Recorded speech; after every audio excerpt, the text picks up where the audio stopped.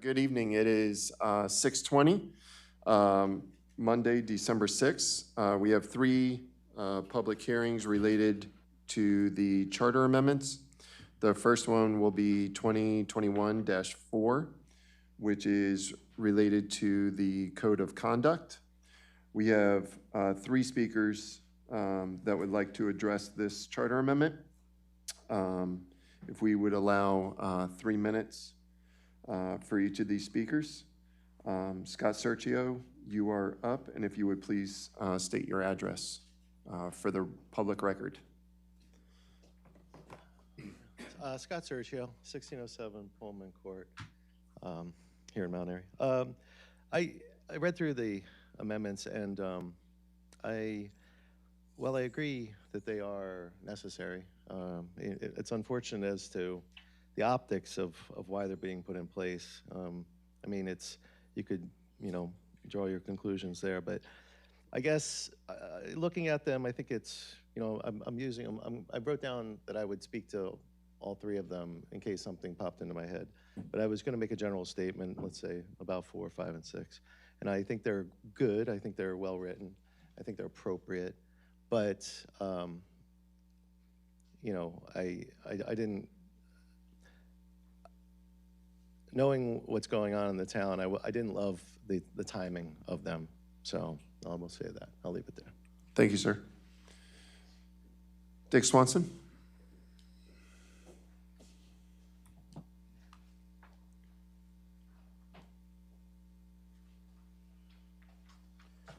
Dick Swanson, 1107 South Main Street. Did somebody do radical surgery to this from the one I picked up here and the one that was on the website for today's meeting?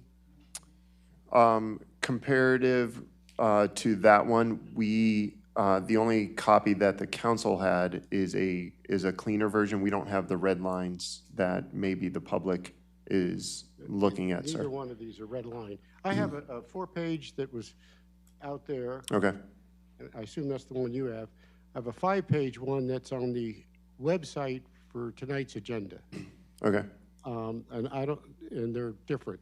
Okay. So I want to address what was on the website. And I have 2 comments, and they deal with the ethics section, which I don't see in this one. Okay. Section E talks about leave of absence or removal for violation of town or state ethics code. And the first sentence is, in the event the mayor or any council member is accused of and under investigation for a violation of town, and that says of, I think it should say or, state of Maryland code of ethics, they shall be put on a temporary leave of absence from their position. And I'd just like to point out that there's a conflict here with the ethics code. The ethics code requires that the commission have confidentiality, and therefore you would not know who the individual is or what the allegation is. You would simply know that a ethics complaint was filed. So you couldn't have the power to do that anyway, because you wouldn't know. Second part of it is that I agree with the concept, by the way.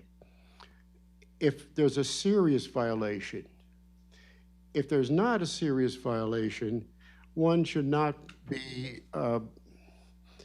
actually not allowed to perform their duties.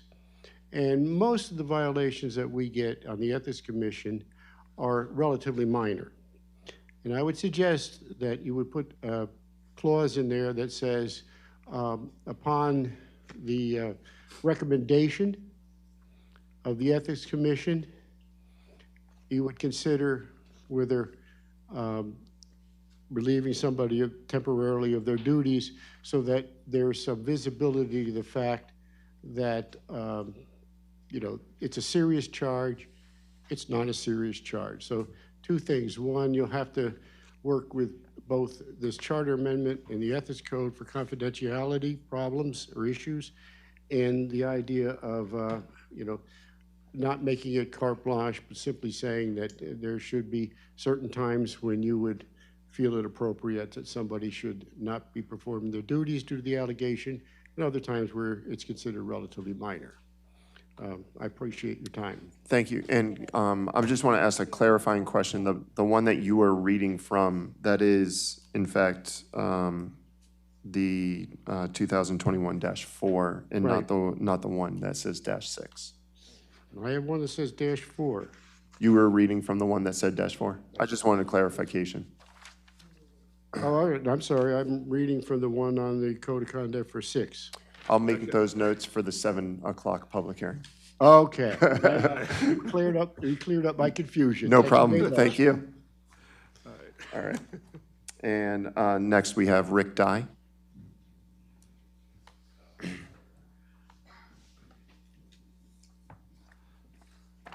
Hey, good evening. Good evening. My name's Rick Dye. I live at 705 Park Ridge Drive. My comments on -4 are pretty short. It's a pretty short change, actually. But it does state that before anyone can, or at the time of filing for candidacy, they have to sign this code of conduct.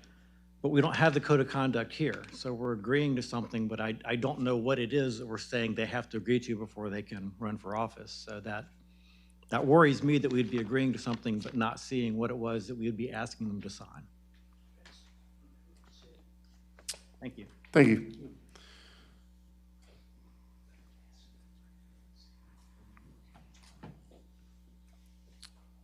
All right. Those were the only 3 that had signed up to speak, but if anyone else like to speak on 2021-4? Not at this time. At this time, then, I will close this public hearing on Charter Amendment 2021-4 for the Code of Conduct. Our next public hearing will begin at 6:40 on the Charter Amendment 2021-5 whistleblower protection. Thank you.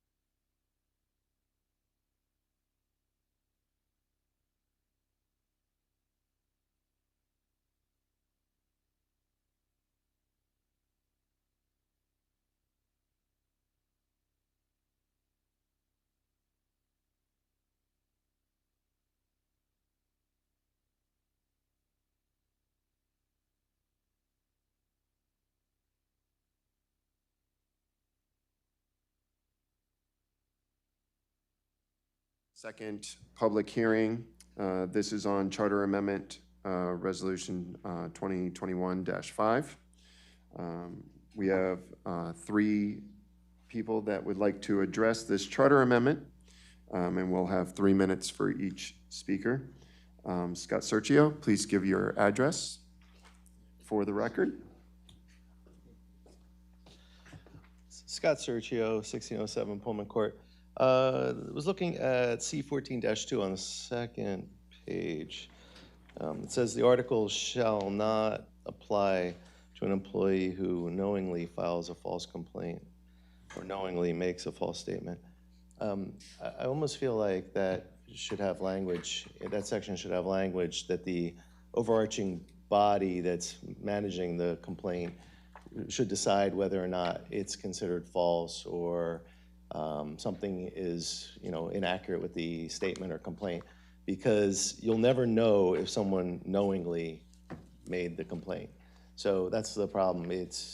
I don't think there's a way to tell if somebody knew or didn't know. You would ask them, did you know? They'd say, no, I didn't know. So you can't go in their heads. And so I don't know, I'm sure Tom has the language for such a thing, and maybe that is the proper language, but it just seemed to me that you could never have a decision based on what you believe somebody knew or what they did not know. Thank you. Next up, Rick Dye.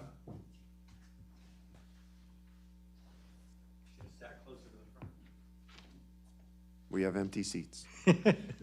Evening again. Rick Dye, 705 Park Ridge Drive. I had two thoughts on this one when I read it. The first one being, I spent most of my adult life in one government entity or another, and we're talking about changes to our charter, to our Constitution. Whistleblower laws are really good. We need to have them. I'm glad we're looking into having one. I'm surprised it's not just an ordinance and it's an actual change to our charter of how our government is organized. That seems like a strange place to it for me. But if it is going to be there, then my question is, it talks about, not too different from what Scott said, it talks about if, the unlawful for any town elected or appointed official or supervisory employee to discharge, suspend, reduce compensation of, or otherwise discipline or take adverse employment, if that person was acting as a complainant on behalf of a complainant. But how is that determined? So if I'm an employee and someone does come in and say they're going to reduce my pay, the first thing I'm going to say is, oh, well, they just don't like me. They're just coming after me for this, or this. How does that get adjudicated? Somehow this needs to be in some kind of an ordinance or something that talks about how the complaint gets formed, how it gets adjudicated, how it finally comes back into something like this. So I'm used to that being in some kind of administrative ordinance or administrative rule, not in a charter for the organization. But that's my comment on this one. Thank you. Yes, sir. And Roxanne? I'm good. Okay. If anyone else that did not sign up that would like to speak? Fantastic. I will close this public hearing related thereto Charter Amendment Resolution 2021-5. Our next and final one will be at 7 o'clock. This is the Charter Amendment related to 2021-6, removal from office, and that will be at 7 o'clock. Thank you.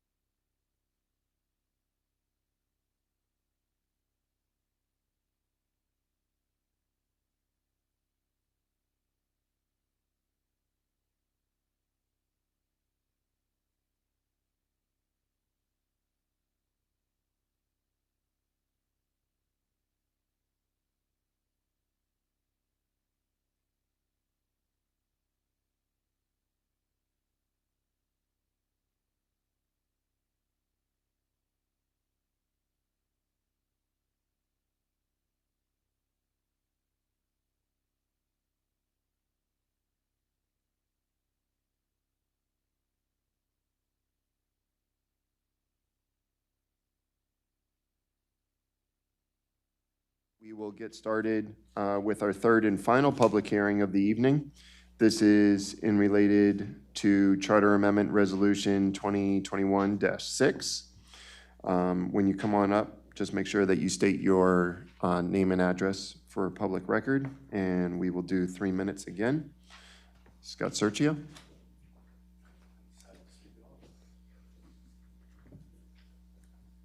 Scott Serchio, 1607 Pullman Court.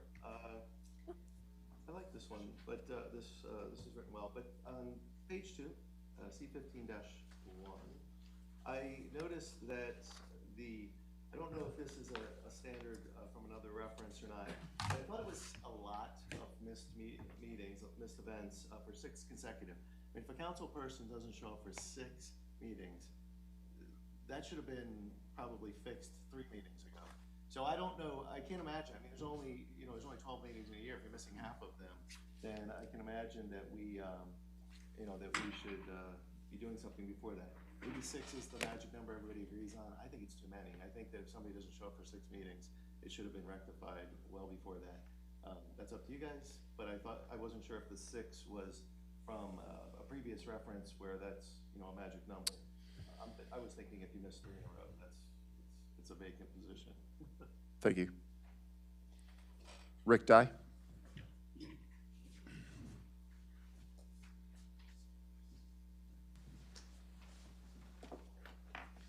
Good evening, Rick Dye, 705 Park Ridge Drive. When I was reviewing these the other day, I mean, these are all, like I said, changes to our charter, changes to how it is that our town is going to be organized. And once you get to this one, you're talking about removing elected officials, which I think should be difficult. So the number of missed meetings actually didn't have any issue to me.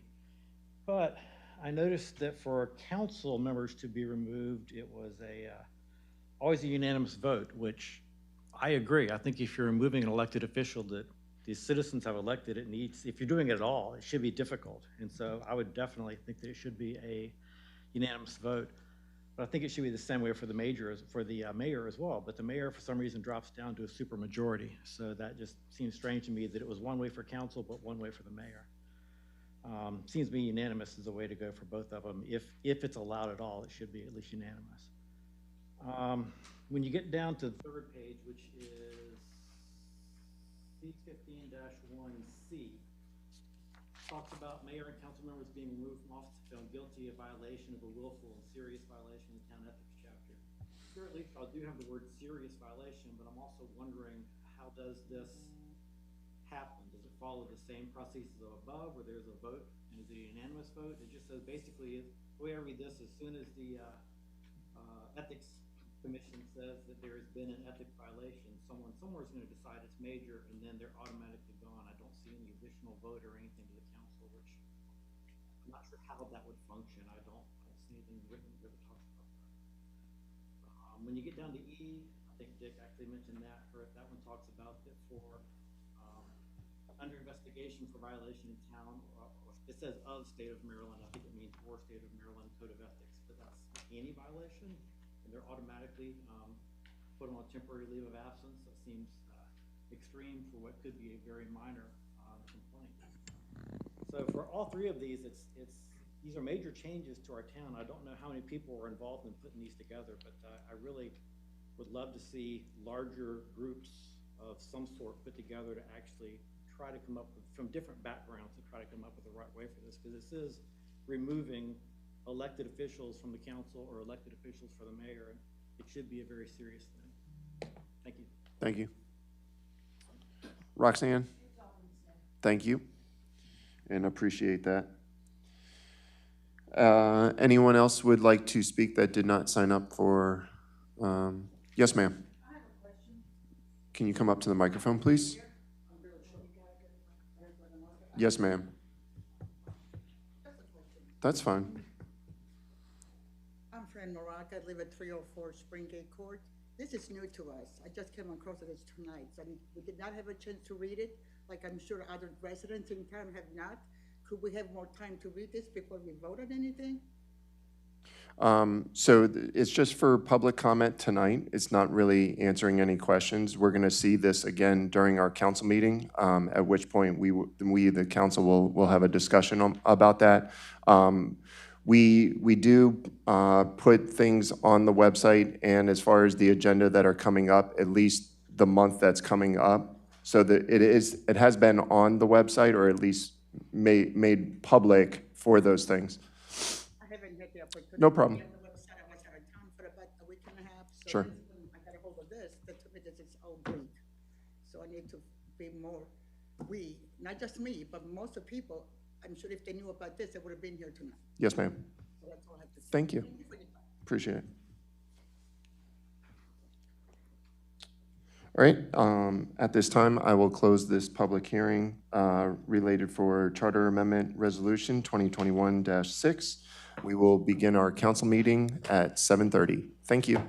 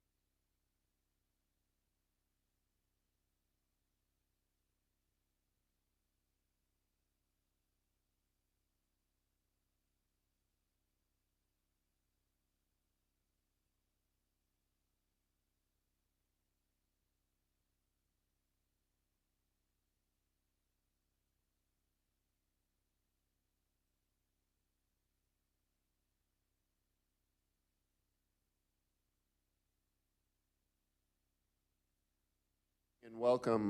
Tonight is December 6th. This is the Town Council meeting for this month. We had 3 public hearings earlier, and we will be discussing those later in this agenda. We will begin by doing the Pledge of Allegiance. Please rise. I pledge allegiance to the flag of the United States of America and to the republic for which it stands, one nation, under God, indivisible, with liberty and justice for all.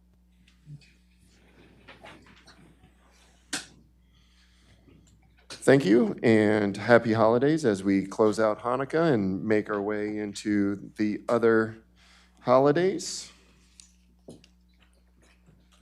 I don't see any presentations or speakers, so we'll move into the approval of the council meeting minutes and closed minutes related thereto for November.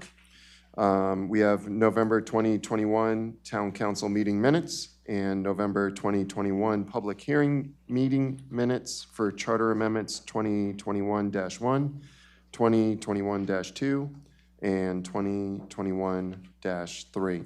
I will make a motion for approval. I'll second. Councilwoman Reed seconds. And any other major amendments to those? Not hearing or seeing any. All in favor, say aye. Aye. Any opposed?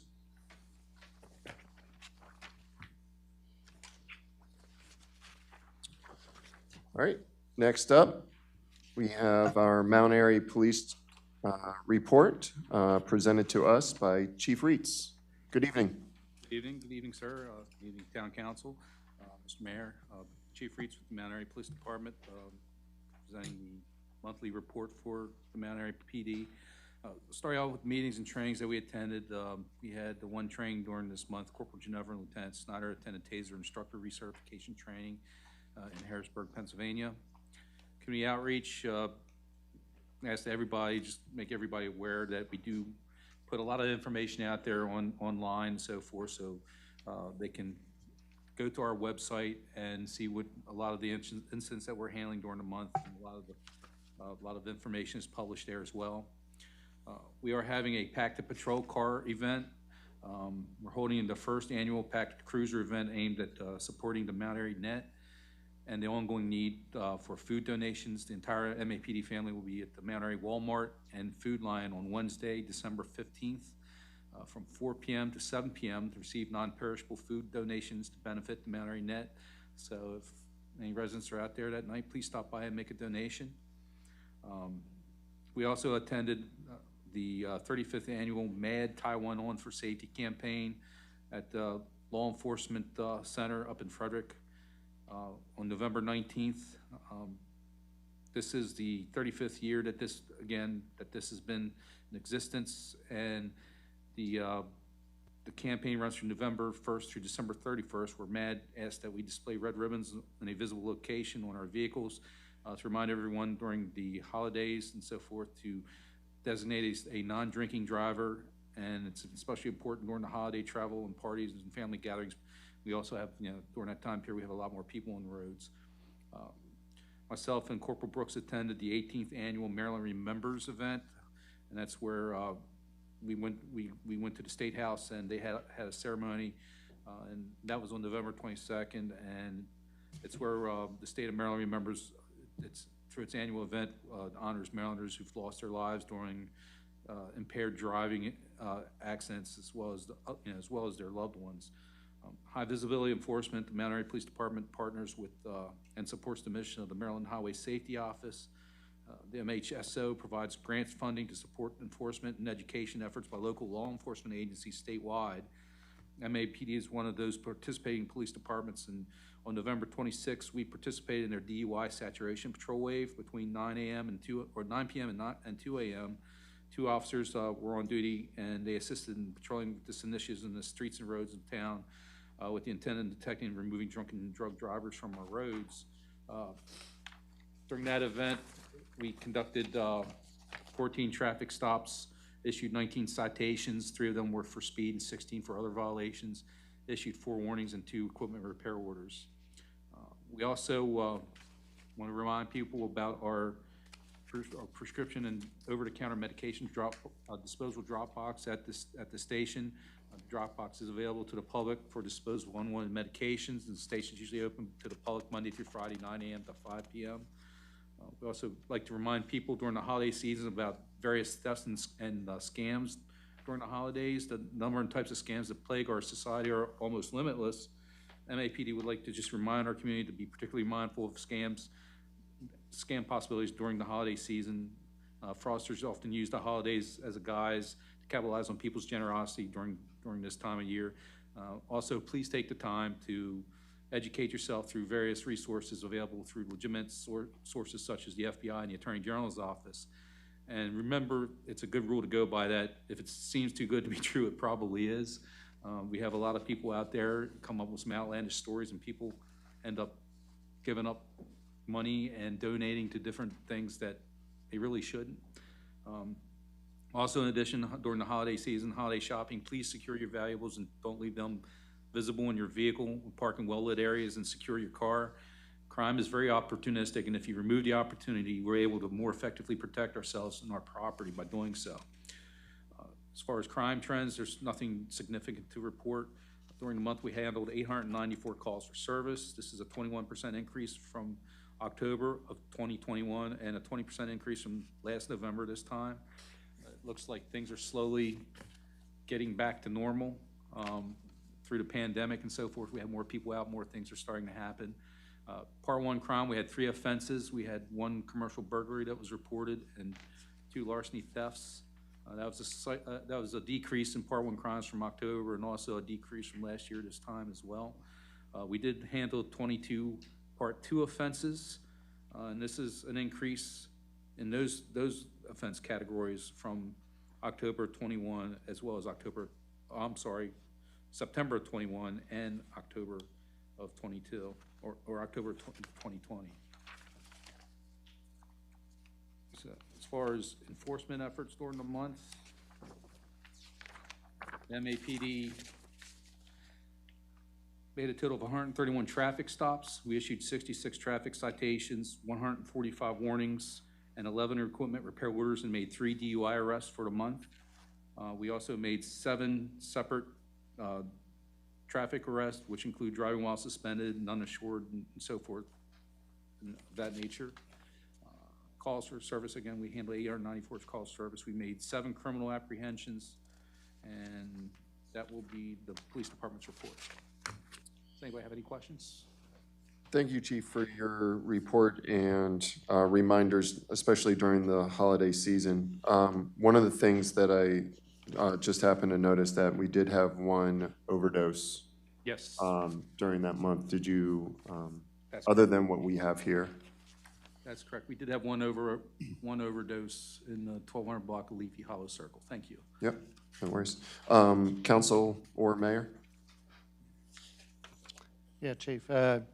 Obviously, with the new Chick-fil-A, there's been some issues up in that area, and I just wanted to have you make a statement about the U-turns up there, the fact that they are illegal U-turns, and just let the people know that we are paying some overtime to get an officer out there for a couple extra hours during the peak hours. So if you could touch on that, that'd be Yes, great. to kind of touch base with that, we have had an influx of calls in the area. I went back and looked at our calls for service. We handle approximately about roughly, as of last Friday, 120 calls for service in that general area in and around the Chick-fil-A.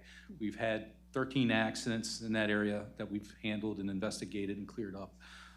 We've issued approximately 48 citations and 104 warnings for violations in the area, and that's just not the no U-turn sign, but other violations as well in that general area. So, but a large majority of them have been for making the illegal U-turn there. And of course, we are in the area monitoring the situation, and will continue to do so until further advised. Okay, thank you. So Chief Doug, related to that, it's great that we have some officers in the area, but obviously paying officers overtime for the next year until the circle goes in isn't the answer. I would agree. So are we trying to find a quicker solution, Barney? I'm gonna cover that on the streets and roads. Okay. And I say that because there are some citizens here that Do you wanna cover it now? are or gonna cross it speak. off? I mean, I'll just mention that the first night was certainly the worst. The next couple days seemed to get a little bit better, but I don't know. You know, we still have to continue monitoring, and they've done a great job keeping people off of Main Street. So if they start backing up towards 27, they do clear that area so that doesn't happen. But to my knowledge, I think the first night was certainly the worst. So I would just mention that for the residents in that area, including myself, it wasn't just the first day Chick-fil-A was open. It's been since the island was put in that we've had an issue back there. So I don't think those U-turns and those trips down South Main Street are gonna end when the fun of Chick-fil-A opening dies down. It's gonna continue to be an issue until the circle goes in. Any other comments? Yes. Good evening, Chief. A couple questions for you. This is kind of a broad question. So there's no page numbers here. On your page where you list the Mount Airy calls for service report, are these all the calls that come in to Mount Airy Police Department from residents for covering all hours of the day? These are the calls that are generated by the public and the officers alike. These are every call that's handled by the Mount Airy Police Department. Okay. What about, let me broaden the context. So during the election cycle, I got a lot of input about the expectations for MAPD and wanting 24/7 coverage and such. And my understanding is we still do not have 24/7 coverage by MAPD. And I have constituents continually asking me about that. So here is my question. If I call for service at 2 in the morning, is that call for service reflected in this report, or is that going to be captured somewhere else? Yes, that's reflected in this report as well. Okay. When I call for service at 2 in the morning, does that call go to some other dispatcher other than Mount Airy? In other words, that gets forwarded? All of our calls are dispatched by the Carroll County Emergency Operations Center. Okay. When I call for service at 2 in the morning, is there a different response time to my house because it's 2 in the morning and there may be an officer coming from outside of MAPD, or am I getting the same response time? At 2 o'clock in the morning, we generally still have an MAPD officer working. Okay, so can you share? Councilman, can you just ask your question and make your point? We're not going to drill the chief about when, if you have a question, go ahead and ask your question. Okay, I've asked my questions and I'll continue to ask those about 24/7 coverage. I'm done for now, thank you. Anyone else with any other questions for the chief? Yeah, I'll just make a quick question for the chief here on the theft and scam and the holidays. I'm sure people out there have noticed that there have been panhandlers at the local shopping centers pretending or actually pretending, playing music and stuff. That is a scam. I'm finding out online and stuff. They do work around the metropolitan area, and sometimes they are just more or they're playing along with a recorded soundtrack. Can the police do anything about that if they receive a call for that? If that person feels like there is truly a scam going on? Yes, and again, like I said, a lot of times these are scams, especially during this time of year. They capitalize on different events and so forth to draw on people's sympathy. But technically, it's a violation to solicit without a permit in town. They need a peddler's permit to do that. So if we get calls on that, that's what we do. We either issue a citation or at least warn them and have them leave the area. And if it happens more than once, the same people, then we do take enforcement action against them. Cool. Thank you, sir. I just want to wish you and the police force a happy holiday and stay safe out there. Appreciate it. Thank you. Thank you, chief. All right, we'll move into new business. We're going to move first to the approval of equipment purchase. Oh, fire department, sorry. This took way too long. Sorry, Bruce, fire department. Thank you, council members. My apologies. Don't worry, we'll respond anytime. The incident summary for November: rescue calls in Carroll, 86, 55 in Frederick, 6 in Howard, 6 in Montgomery, for a total of 153 rescue calls. Fire calls, we had 13 in Carroll, 11 in Frederick, 5 in Howard, and 2 in Montgomery, for 31 calls, resulting in 99 calls for service in Carroll, 66 in Frederick, 11 in Howard, 8 in Montgomery, for 184 calls for service. Each year in December, we have elections. There will be a change in leadership beginning next year. Dan Kaola will continue as president, but Russell Halterman will be the new fire chief, replacing Kenny Stahl. Also, we just posted on our Facebook page the Santa runs, so please check that out and find what day you are scheduled. We'll make every opportunity to stick with that schedule, but of course, depends on if there's a call for service, then we may not be able to do it as scheduled, but we're intending to do those Santa runs here in a couple of weeks.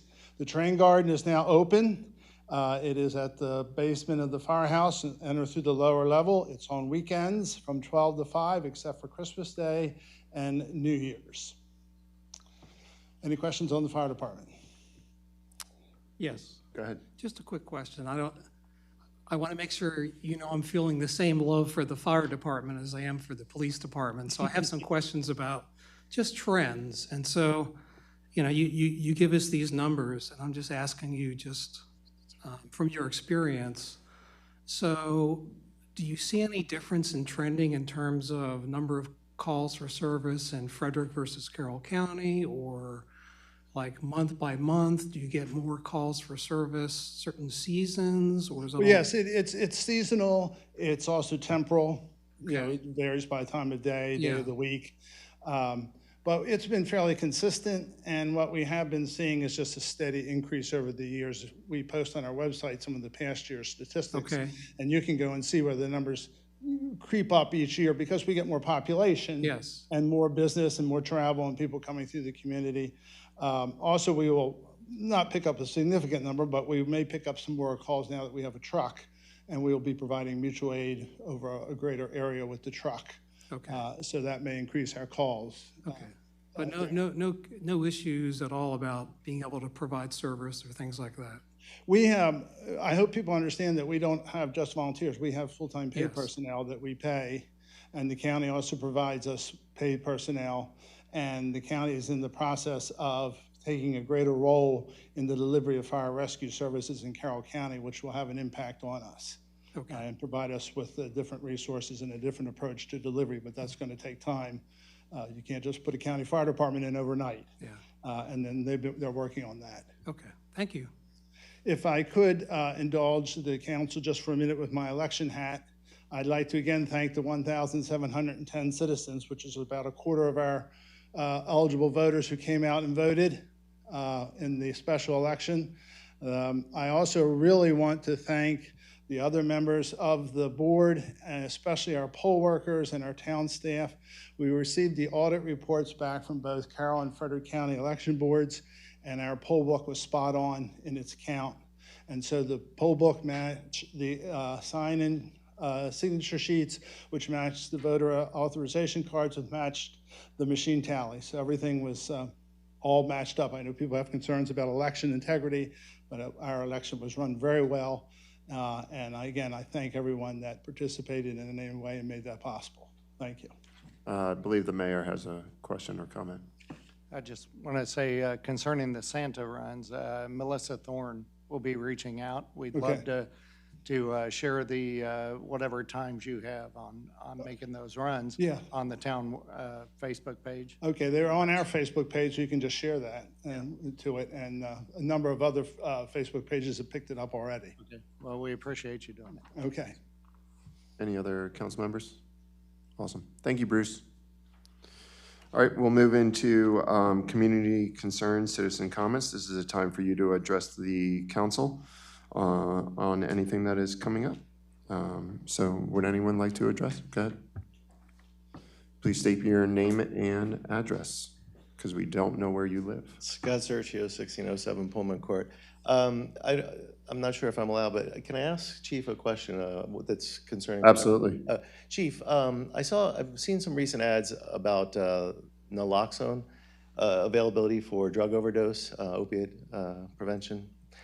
And it seemed as though you could get that as an untrained citizen again. If there was a time when you could, then there was a time you couldn't in Maryland. Is it back open for citizens to be able to get this, carry it, and if they see something, they could administer it? Yes, it is. Thank you. Good to know. And also good information, Yeah. so anybody can get that. Yeah, very good. CVS, I think, has it, other places, right? Yeah. The other thing okay, so this is my statement. I've heard, participating in several meetings over the years, I've heard the council and other members talk about our deficiencies in 24-hour coverage. Steve, I appreciate your passion for figuring out the response times.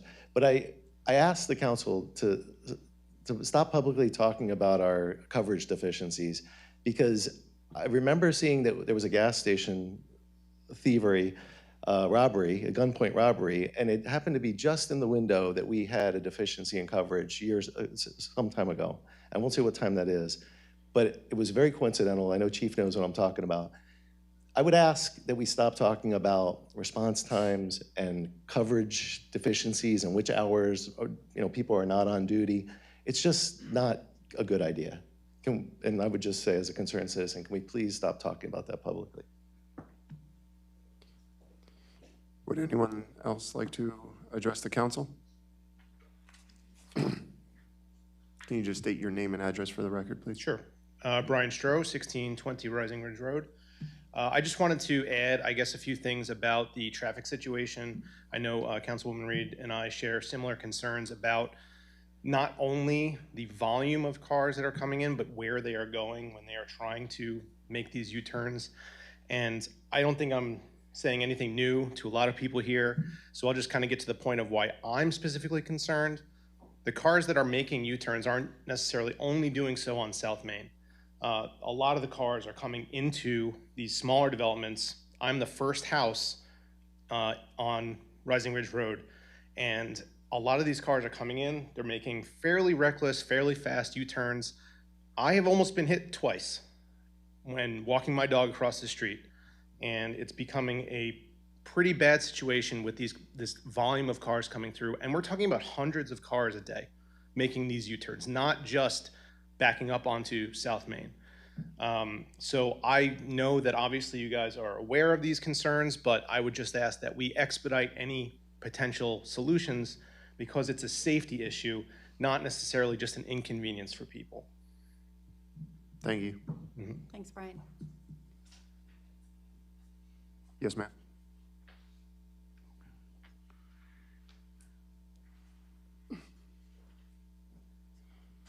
Hello.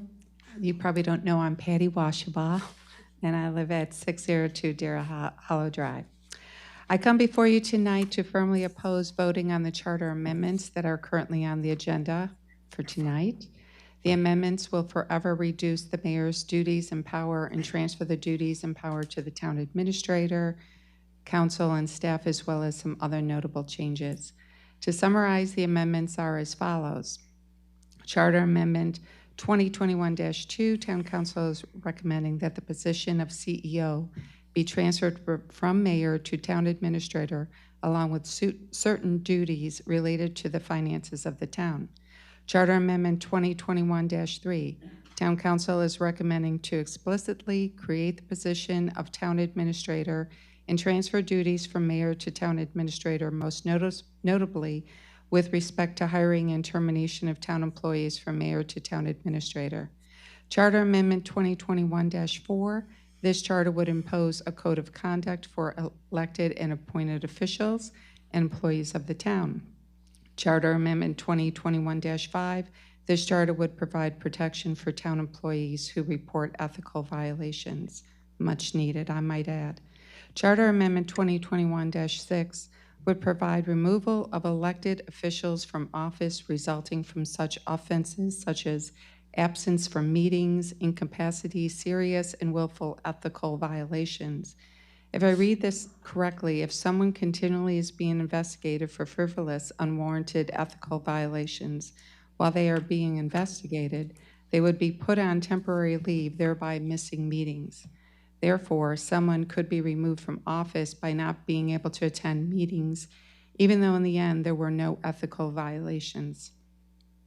I do believe that we have some loopholes in our charter that need to be addressed.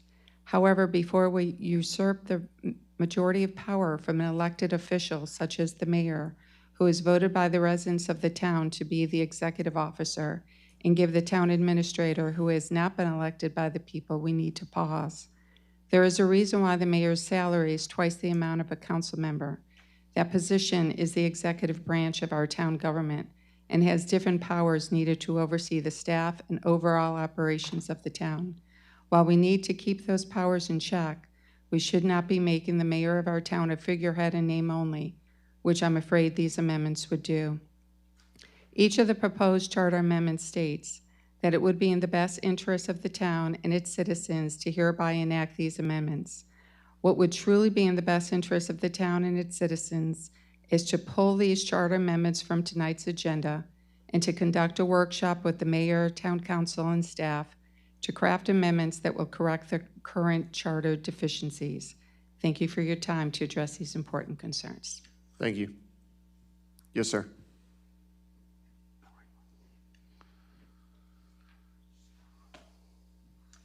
Hi, I'm Rick Blatchford, 1308 Longbow Road.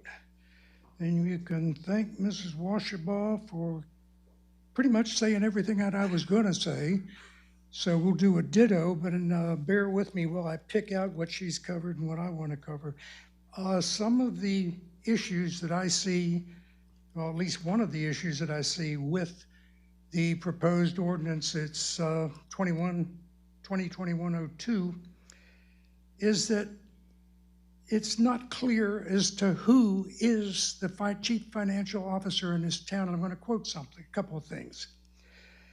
For resolution 2021-3, paragraph C7-4C, quote, the town administrator shall be the appointed chief administrative and financial officer of the town, responsible to the council. I had another point with that particular paragraph is it looks like the mayor is retaining his power, but you're taking this and giving it to the town administrator, and you say that's different, but the town administrator reports and is responsible to the council. The council is removing the power by passing this resolution from the mayor to the town administrator or themselves because of the responsibility.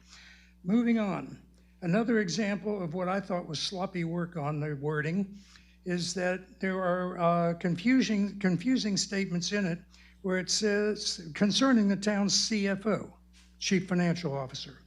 The mayor is referred to as the elected CFO, and the town administrator is referred to as the appointed CFO numerous times. What's the distinction? Who's who? Who's in charge? One CFO per organization. It shouldn't be passed because of this. I'm going to skip that one.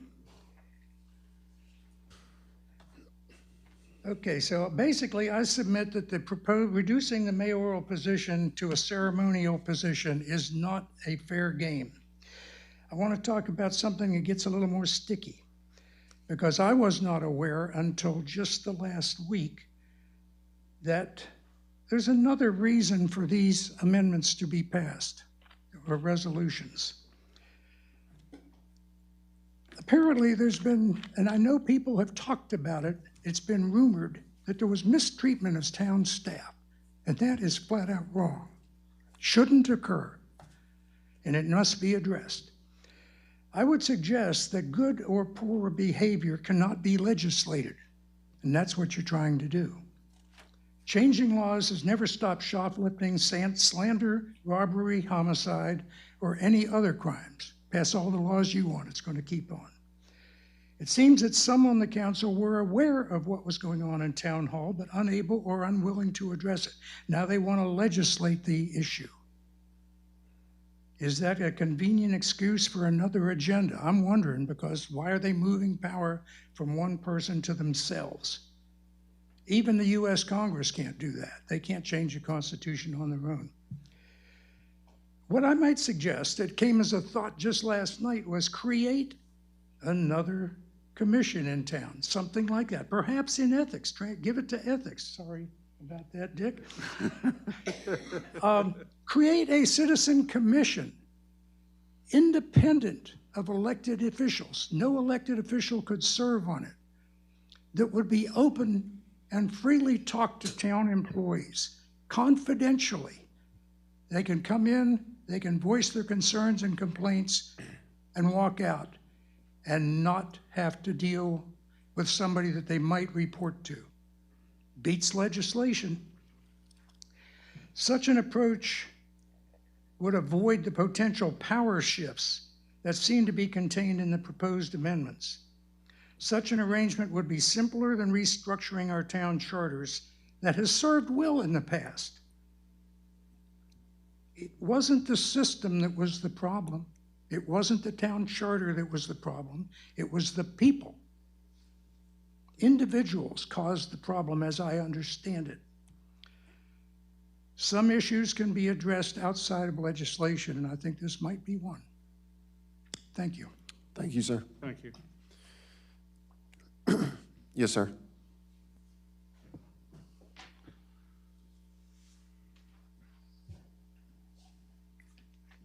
Good evening. My name is Rick Dye. I live at 705 Park Ridge Drive. I spoke out about the amendments that we talked about earlier today at the earlier meeting, so I will not repeat all of those now. But I have to admit, I didn't realize last month we were looking at two of them, and I'm a fairly internet savvy internet person, and I did not know that's what we were doing, that we were proposing changes to our charter. But the charter is the way our town government's organized and authorized by the people to function. Richard already talked about the fact that the US Congress can't unilaterally change the Constitution. They have to go back to the states. And we've got nothing like that here, but these types of changes, if we're changing the charter to our government, it should be difficult. And it should be subject to the widest possible involvement of the town citizens before being voted on by just you five. Posting on the web is an iffy way to get ordinances out for review, but it's much more difficult if we try to go into a different way than just the internet. But for these types of changes, I don't think that's acceptable. As was mentioned earlier tonight, 1,710 of us voted for mayor just a couple of months ago. And I think that we were voting for a particular expectation of our mayor, and this changes that. It was an off-cycle election, but a lot of people came out to vote. I would really plead that you do not vote on these changes tonight without further, wider, targeted public input on what each of these changes are proposing and an explanation of what power is moving from one branch to another. Thank you. Thank you. Anyone else? All right. Now we'll move into new business. I apologize about that earlier.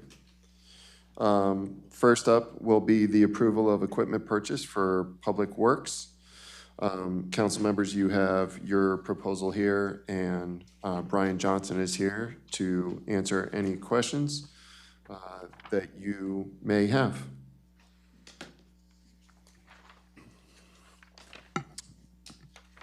I don't have any questions, but I just need to say this is a well put together proposal. I thank David for it. I had a couple questions. I inquired with David, and he asked about, and he answered it. And I thank you for putting the, if no one had noticed, in the lower right-hand corner of each of the quotes, there was, little notes that says right now in New York and more than 120 days or more for delivery, which helped me answer, like, some cheaper, some John Deere versus Kubota, this and that, but they're unavailable, and they corroborate what was said in the description and why we're doing it now and we need it. So, thank you. Sorry, I guess I should have read the request, and I apologize. The Public Works Director is seeking approval to have this item. This is to have the purchase of a piece of equipment currently on site and on hold via solicitation process rather than a formal bid due to timeliness. And this is a recommendation for $78,000. Is that correct, Brian? Awesome. Yeah, and it's just using existing fund, we're reappropriating or redirecting existing funds from purchase of pickup trucks and the boom truck to this, and David indicated that we're just pushing back the purchases of the pickups or other equipment until the upcoming fiscal year, and mainly also due to the fact that we can't get, the equipment's not available. This is. Correct. So, yeah. So it's a wise use of the money to be able to transfer it to this use so we can use it and protect the environment by not dumping excess salt at the maintenance yard. Because I know that will come into play eventually at the state level. Thank you again. Does any other council members have any other questions? All right, I will make a motion for approval. Is there a second? Second. All those in favor say aye. Aye. Aye. Any opposed?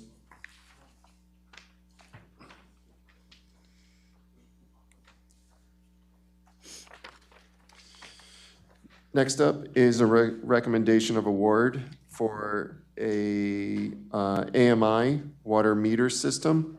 AMI is Advanced Metering Infrastructure. And this is coming from Barney Quinn. Barney, did you want to just give a little background, please? Sure. Thank you. In 2006, we upgraded from Brian's crew going around and walking around door to door to upgrade to a radio read system where they drive by.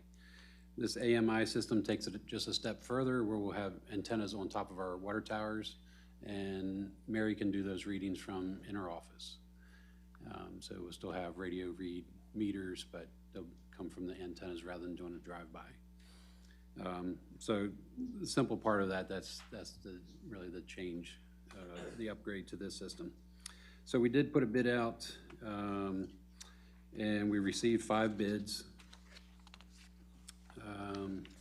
You'll see on the attached bid review, there's a lot of pieces to it. This isn't a full total, so when you look at the total as listed above, it's like the 5th to the last line.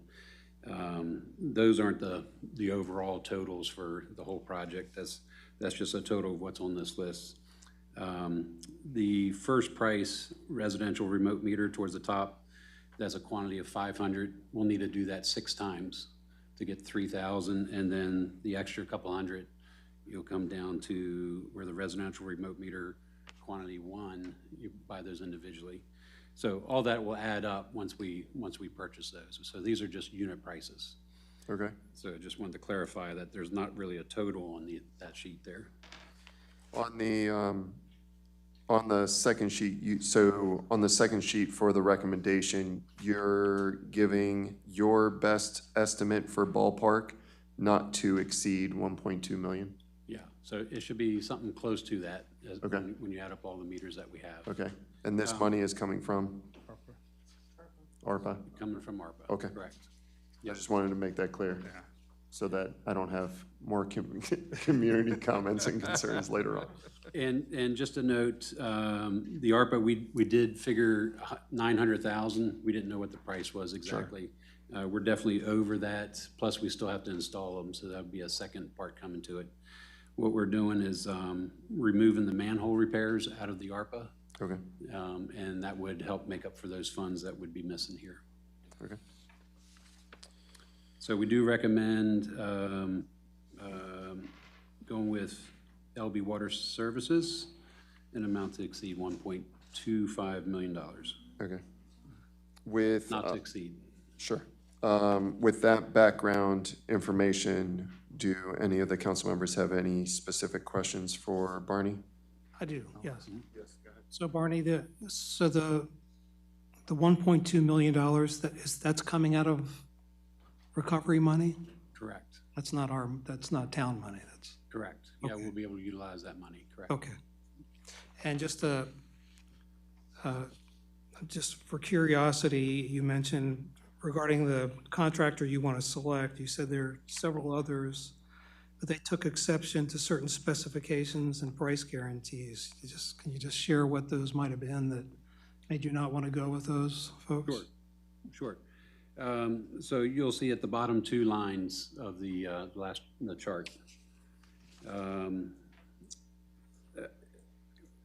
I see. Without giving names, I'm just going to say where the antennas won't read some of those meters, one of the alternatives is have a cellular site for that. So you're paying for a cellular service for each of those sites, and they estimate about 2% won't pick up for their system, their fixed-base system. When you add that over 20 years, life of the meters, you're talking about, $14,000. So it's an added cost. We did ask for a 15-year warranty on the meters with a prorate up to 20 years. So they should last 20 years, but they're fully warranted up 15. The 16th year, you might only get 90% of that warranty. And it'll drop each year until you get to 20 years. We provided that 15-year warranty. We did interview each of the suppliers, and most of them said that they could honor that 15-year warranty, and so we put in the package that you need to have a manufacturer's guarantee that they will do that. Only 2 have provided that. So that was taken into consideration. One was not UL or FM approved, so another consideration. And then the price guarantee, there was these costs with no more than 4% increase per year up for the first three years.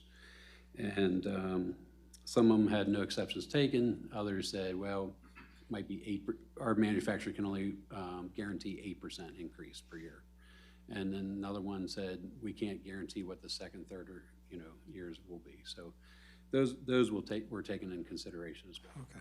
And then a quick follow-up question. So understanding the money's coming from sources other than our town funding, but just on the value of the service, how is this going to help the residents of the town or the town? Is it going to save?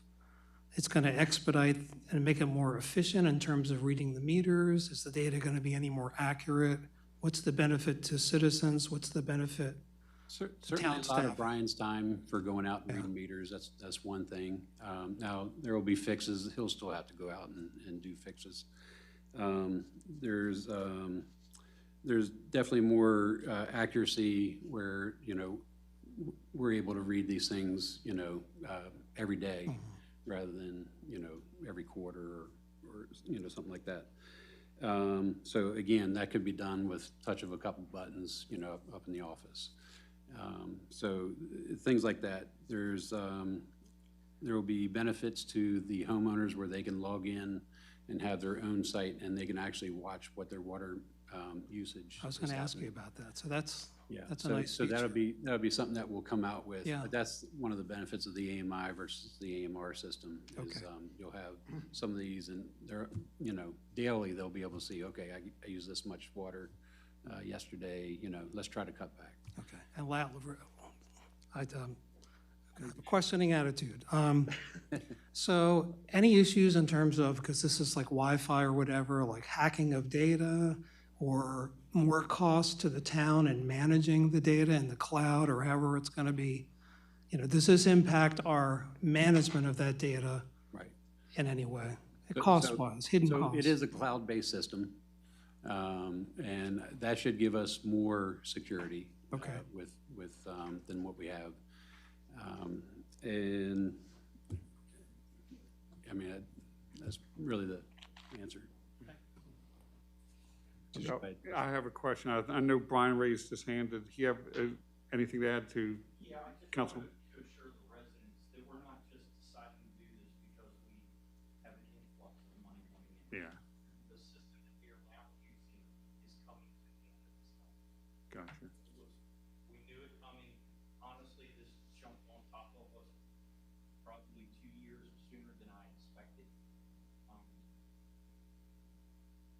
it's mandatory to do this. And the more information that we can give our residents on their water use, they're gonna get to see, the residents here are gonna see big buyback back into this system. It's no longer just getting a bill, these are your numbers, live with it. You'll now be able to go on vacation and check your meter sitting at your house, if there's flow going through it. You'll be able to set parameters. There's just so much more now that can be done with technology that it's rather amazing.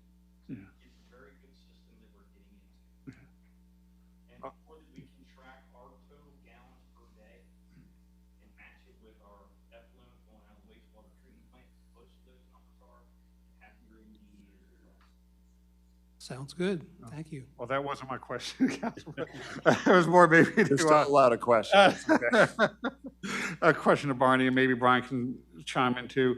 The compatibility of the system that we're purchasing with existing technology that the town has, will there be an issue? Is it backwards capable or compatible and forward compatible? We won't be getting the system, and in 5 years, for whatever reason, it's not valid anymore from the, say the manufacturer changes something. Do we have to purchase So there are an add-on package like version 2.3 or 2.0 or something? Definitely, there are software packages that are in play here, and including what you approved a few months ago was the MuniLink billing software. So these will work together, but even that will have software updates. Yeah. So there will be some annual costs to keep those up to date. Yeah, I just want to make sure that the, that we're not purchasing something that will not work with, we won't find out two years into purchasing this that it won't work with existing technology that we have or something, but it sounds like you've covered it and looked into it. Yep. All right, cool. Thank you again. Any other council members with questions? No, Barney and Brian sold me. And Dick nodding his head was a bonus. When he does that, it's a go. Yeah. My one last question, with this company that you're recommending, it seems like they're putting all their chips into, like, they don't have any compliance specs, they don't have any price guarantee, like they were just like no exceptions anywhere. Have they done other systems around? Is this, like, what kind of company are we? Yeah, so they are one of our main suppliers with water equipment. So we do all but our water meters currently. Okay. Census, the census meters have been around for a long time. That's who they represent. So that's the manufacturer. And, I know Brian's very happy working with them. Okay. And they're located locally, so. Yeah, that's what it is. Fantastic. Right. All right. Up in Frederick, LBJ, yeah, so they're local. Awesome. All right, I will make a recommendation for using the ARPA funds not to exceed $1.25 million. Is there a second? Second. Councilman Munder seconds. All in favor, say aye. Aye. Any opposed? Thank you. Thank you, sir.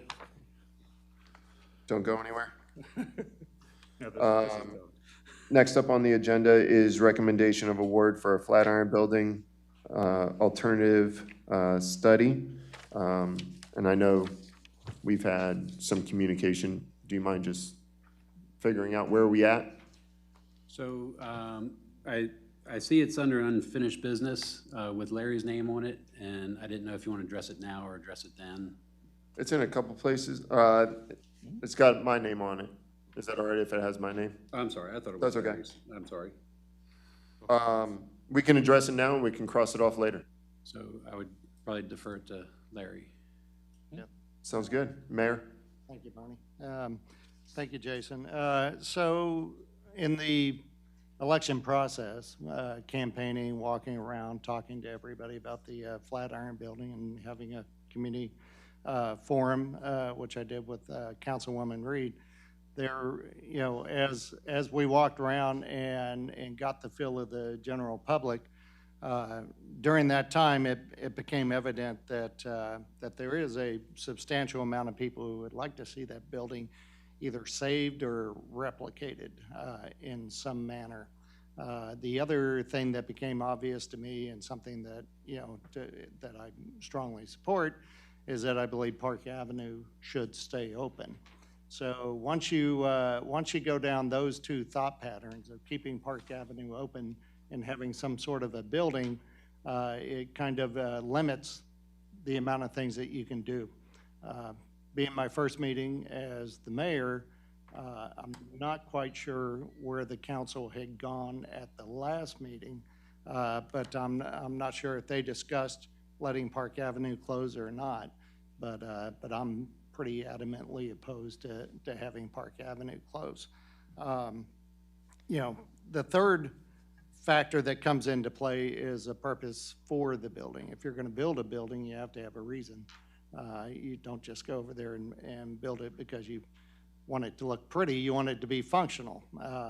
So, my thought pattern, it goes down community space, and it goes down a road of arts, because I know there's a lot of money when you start talking about using it for any form of arts, performing arts or hanging gallery, that sort of thing. So I think that's an opportunity that we can look down to see if we can replicate that building. I'm not sure where the discussion went on physically moving the building. At one point it was being discussed, but I think cost effectively, it's probably something that is probably not cost effective. But replicating the building, I think, is something that we can discuss.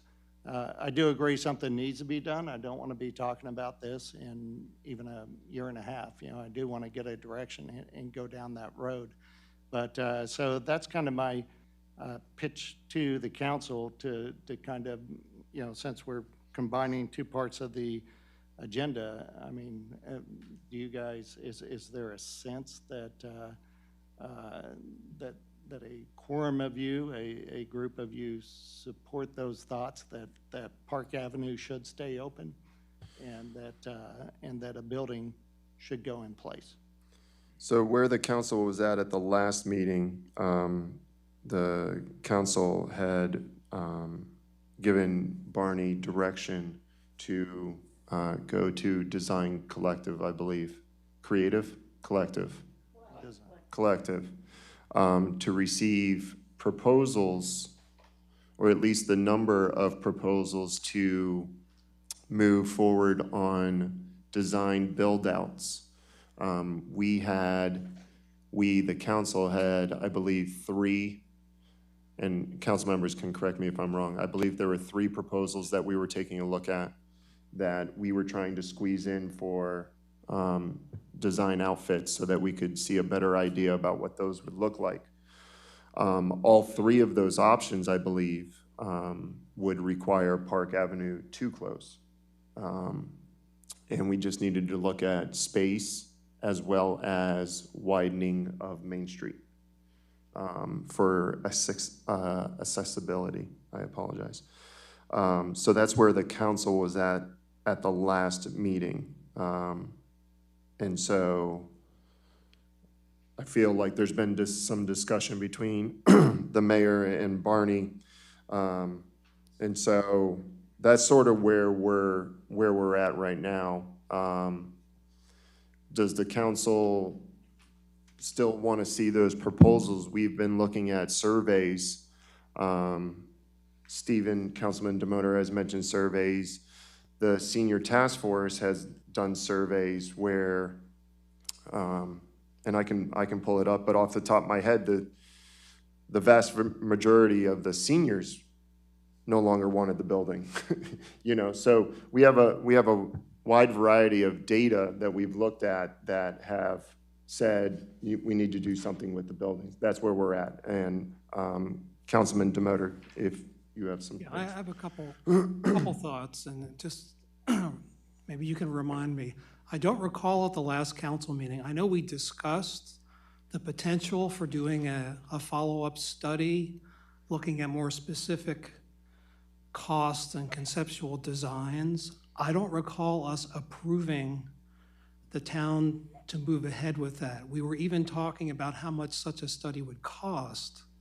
And I think I for one, had concerns about the scope of the cost, and the more options you consider in terms of more conceptual designs, the cost of those studies are going to go up. So that's the first point. I don't remember us approving that a follow-on study be done. Secondly, I think it's important to get input on the future direction of the town from a number of sources. And certainly, I had the same experience when I was campaigning, going door to door, and people would give me input about what they thought they wanted or not want. I may not have been, I'd like to think I covered a good portion of the town, but I probably didn't cover the whole town when I had those conversations. And I just want to remind everybody that, again, the town did conduct a community survey, and the results of that community survey were that, by and large, of all the options, refurbishing that building was among the least favorable option. In addition, I did some follow-on analysis of the survey data at the request of the senior task force, where I looked at responses of people 60 and over and under 60 and recut the data. And as Councilmember Poyer said, of the people who took the survey, the folks 60 and older favored primarily creating a park or a plaza or something like that, not refurbishing the building. So I just want to remind everybody that the town conducted a survey. There seems to be a reason why we do these surveys. And I have this, I didn't intend to bring it up at this point. I thought it might need to come up at other points, but this was posted on the town website. It's still on the town website. I don't have the date, but I have the print here. And this is something that was posted from our town government, and I believe the previous mayor wrote this. I'll just cut to the chase. It says here, one, he was thanking the Growth and Development Task Force for conducting the survey, how good of a survey it was. And it says, it's important for all commission members and town leadership to read and use the survey results when making recommendations and decisions for the town and the community we serve. The town council and I are proud and appreciate this outreach. So I just want to remind you, the town of Mount Airy government conducted this survey. It seems like the expectation is that we should be considering the results in our decisions. That was from the previous mayor. Those are my thoughts. Thank you. Councilmember Munder. I'll just have a couple questions on this, because I looked through the notes and it does indicate, or the minutes, it does indicate we may have given Barney permission to contact Design Collective. I can't honestly remember if we did or did not at that point. But the funding for if we did go ahead with award or having Design Collective consider the alternatives, or is the funding for this additional funding that we would need to be approved, or would it be coming out of the already approved funding for the Flatiron building that we approved last year? Sure. And to what Steve was saying and what you're saying as well, we don't always ask for your approval to get a proposal. So we'll bring it to you, and then that's where you decide whether you want to move forward with it or not. So the direction last time, as I remember it, was we were going to bring a proposal today, but after talking with the mayor, we talked about maybe doing that in January if that's what you want to continue doing. But funding, I think we have $250,000 in the Flatiron. We would pull it from that budget line item. And would it be too late to get their opinion, Design Collective, on maybe including an option or a funding, or looking at it to maybe keep Park Avenue open, even maybe not in a dual lane capacity, maybe just a single one-way capacity, to see if they can bring something together that adds safety, allows it to be open for access for fire emergency services to that way, and an additional exit. I think out of that's why, downtown. like, we needed to do the proposals Yeah. so that we could have all of these things. But taking that in consideration, sure. we Sure. can Yeah. certainly make sure that's added. Yeah, because you indicated that most of the options that we approved, the one had a component of Park Avenue closing. Yeah. But if they can come up with something that, you know, with that leaves it open, or potentially show it some way where we can get everything we need from it, I'm game to at least add to that. Okay. Because that might put, you know, see where we go from there. So my other question is Okay. going to be answered when we get the studies back. All right, thank you. Right. Councilwoman Reed? No, so I just want to kind of circle back to something. The minutes that we just approved from the last meeting under unfinished business states, Barney Quinn, town engineer, will meet with Design Collective to retrieve proposals for the design layout. So we did in fact decide on that at the last meeting. Whether we remember doing so or not, it was there, so we definitely want to see those proposals. Councilwoman Galetti? Yeah, just piggybacking what Councilmember Reed said, I do have it in my notes that we did ask you to do that, so it was something we would like to see from Design Collective to retrieve proposals for the design layout. So I think we do want to see those proposals. So, Barney, if we can do that for our January meeting, please? Sure. Thank you very much. Nice, circle back, is that okay? So, yeah, just as long as one of the proposals, if I got to fall back, I think that keeping Park Avenue is so important that, that it needs to be included. We need to have an option that shows Park Avenue staying open, and I'd be willing to fight for that. So, thanks. Thank you. Roxanne Hemphill, 605 Park Avenue, Planning Commission member. Design Collect is in their downtown initiative. Already gave you a recommendation. They said tear it down. So what you're talking about, in my opinion, what you're talking about is asking for RFPs, not just, you just don't want one company to come in here and give you proposals. I mean, to me, that would be the fair way to do it. That's how we got Design Collective. You ask for the request for the proposals, not just go to one company. But, I mean, their recommendation in that plan was to tear it down. Thank you. But it was also to build a building in its place. Right, well, yeah. I mean, but the first part was to tear down. But if you want that, I mean, you've got to ask for those proposals. You just can't go with one company. Thank you, Roxanne, Roxanne. Oh, sorry. My What apologies. they provided us in the vision plan were just concept drawings. We're asking them, if I understand it correctly, to take it a step further and Right. give us actual Exactly. ideas for small, medium, large building is what we had talked about. Right, but you don't want that. You ask for a request for the proposals. You don't just go to one company and say that.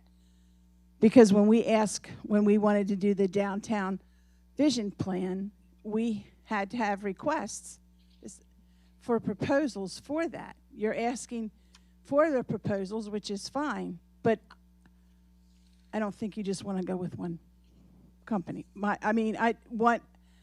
If you want to do it that way, that's fine. But in the past, it's been done with the request for proposals. Thank you, Roxanne. And I understand what you're saying, and we'll make a more formal process in January. Did you want to say something? Yeah, just a note to Roxanne's point. Sure. They were brought on board within the last 5 years. In our code, once you hire a consultant, you can retain them for 5 years before you need to rebid that out. Okay, thank you. Great information, appreciate it. All right, moving on. All right, next up is approval of body-worn cameras. This is from Chief Reitz, and you have a very thick and lengthy process, but well-documented information. So, Chief, do you have any background information that you would like to give, sir? Basically, body-worn cameras have been required by Maryland legislature in Senate Bill 71 involving the Maryland Police Accountability Act of 2021, where every law enforcement agency is required to have body-worn cameras by July of 2025.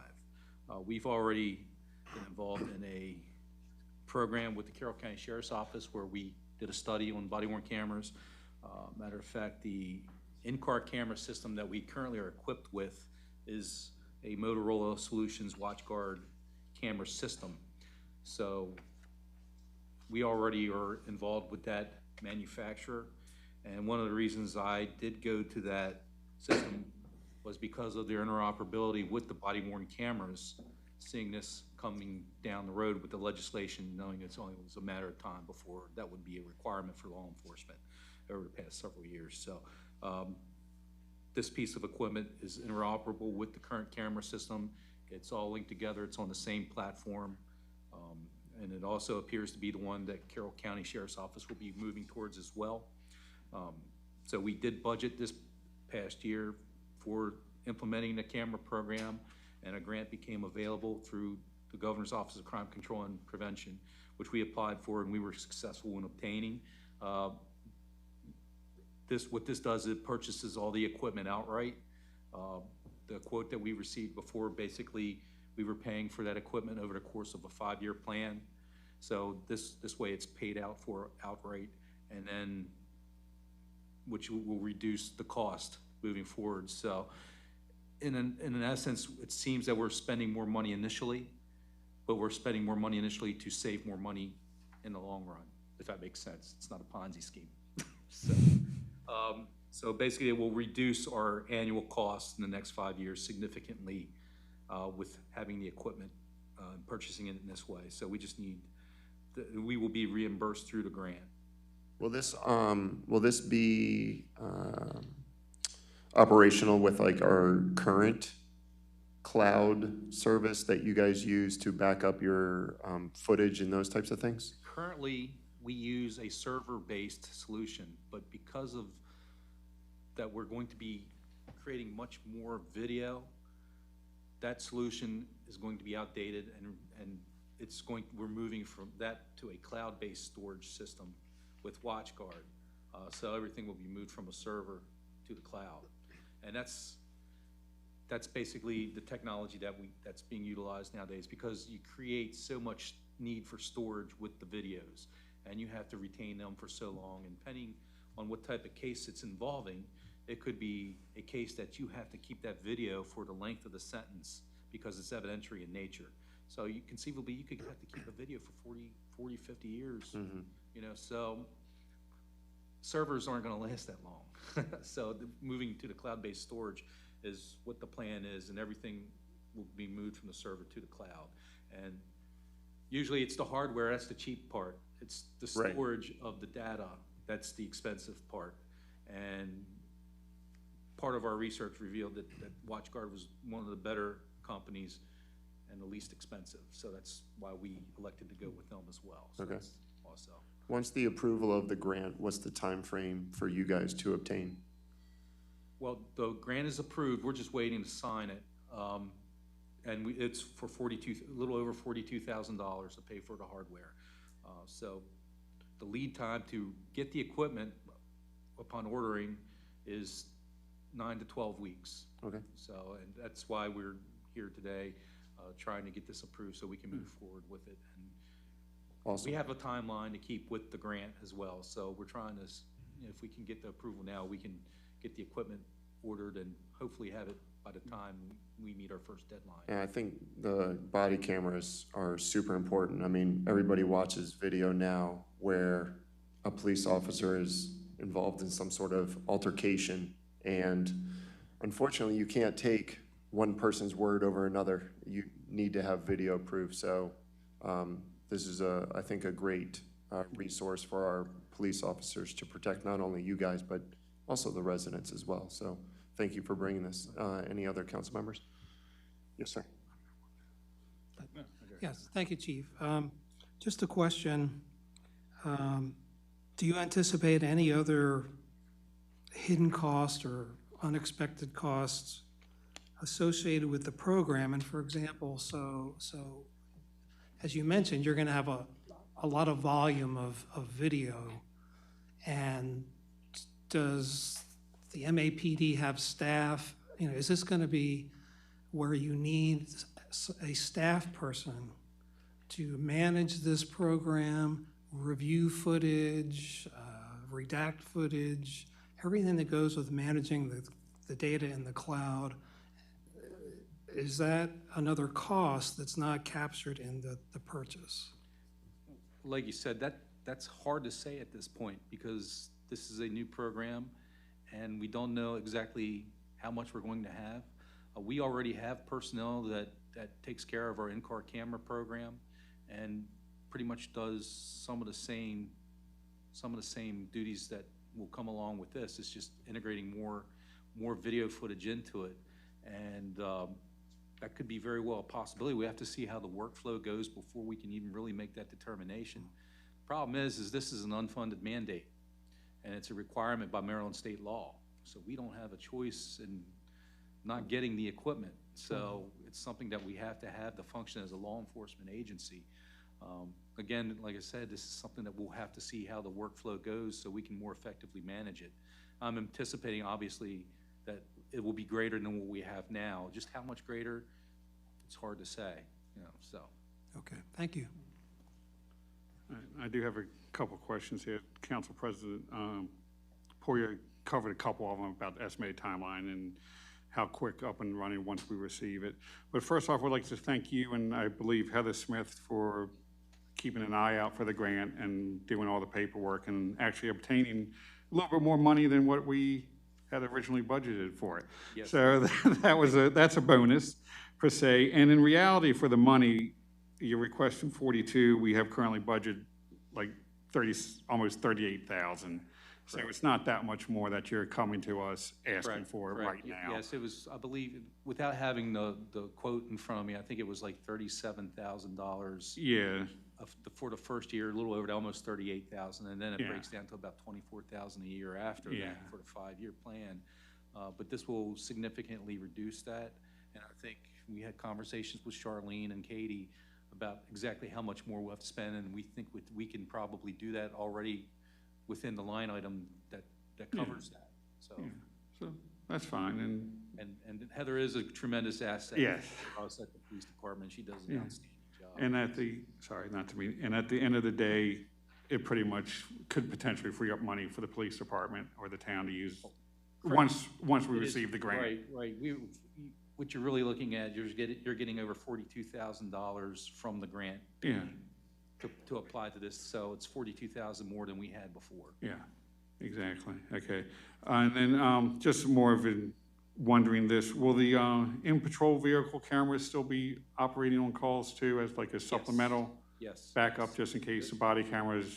Those cameras come on whenever the officer turns on the lights. Okay. And the plan is to have the cameras on the officer, and it all links together. The WatchGuard system, the Motorola Solutions WatchGuard system, it's all part of the same program. And that was some of the angst with determining which camera to go to, because there's other ones, but they're on a separate program. They're on a separate platform. You can't link the two together. Gotcha. So when you're with this program, the WatchGuard system will link it together. So whenever you have the in-car video, you also have the body-worn camera video with it linked to that particular case. If it was another camera system, that interoperability wouldn't exist, and that's why we have a sole source procurement here with this particular system. Cool. Thank you. Thank you. Councilwoman Reed or Councilwoman Galletti? The previous councilman covered, we've discussed this in detail, and I'm glad you pointed out, I don't think a lot of the public realizes this is going to be mandated by the state. You're going to have these in 2025. So I appreciate you jumping on this now and getting ahead of it when costs are probably lower than they're going to be in a couple years. I also wanted to point out it's going to have, all of our officers will be equipped with body-worn cameras, correct? All of our patrol officers will be equipped, correct. And then I think that was about it. And thank you for getting the grant, because it's going to have to be funded whether we want to or not. Correct. All right, awesome. So I will make a motion for the approval of the body worn cameras for $42,098. Is there a second? I'll second. All those in favor? Aye. Aye. Any opposed?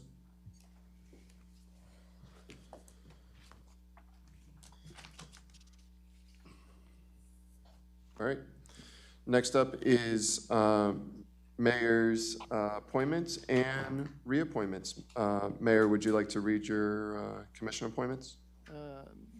Yeah. So the mayor is recommending at the December Town Council meeting that Fran Sonkin be appointed to the Water and Sewer Commission, Sarah McIlvain be appointed to the Board of Parks and Recreation, and Lindy Camerata be appointed to the Planning Commission, and Elizabeth Hushauer be appointed to the Mount Airy Sustainability Commission. I have talked to all the chairs of those boards and commissions, and I believe you all have copies of the applications. Awesome. Before we do a vote, you see that we have a discussion of Brian Beta. So, because I know that that one's on planning, and then we have Lindy back up for planning too. So those are the only two that are up for planning. We're going to do the vote for Fran Sonkin. All those in favor say aye. Aye. Sarah McIlvain, say aye. Aye. And Elizabeth Hushauer, all those in favor say aye. Aye. All right. Councilwoman Reed wanted to start. Yeah, so at the November Town Council meeting, there were several commission members appointed, all of which were brought forth by then the current mayor and appointed by Town Council. After the election, Mayor Hushauer approached Brian Beta and retracted his appointment from the Planning Commission. At that point, I went to our town attorney and asked for him to render an opinion, if it was in the right of the mayor, to retroactively basically veto a decision made by this government. In order for our town attorney to render an opinion, again, if the mayor is within his right to do that, we have to take a council vote, and the majority vote can then authorize Tom to render that opinion. So I would like to make a motion for our town attorney, Tom McGarren, to render an opinion if it is within the mayor's right to retract an appointment after an election. All those in favor of... May I ask a question first? Or? Okay. Sure.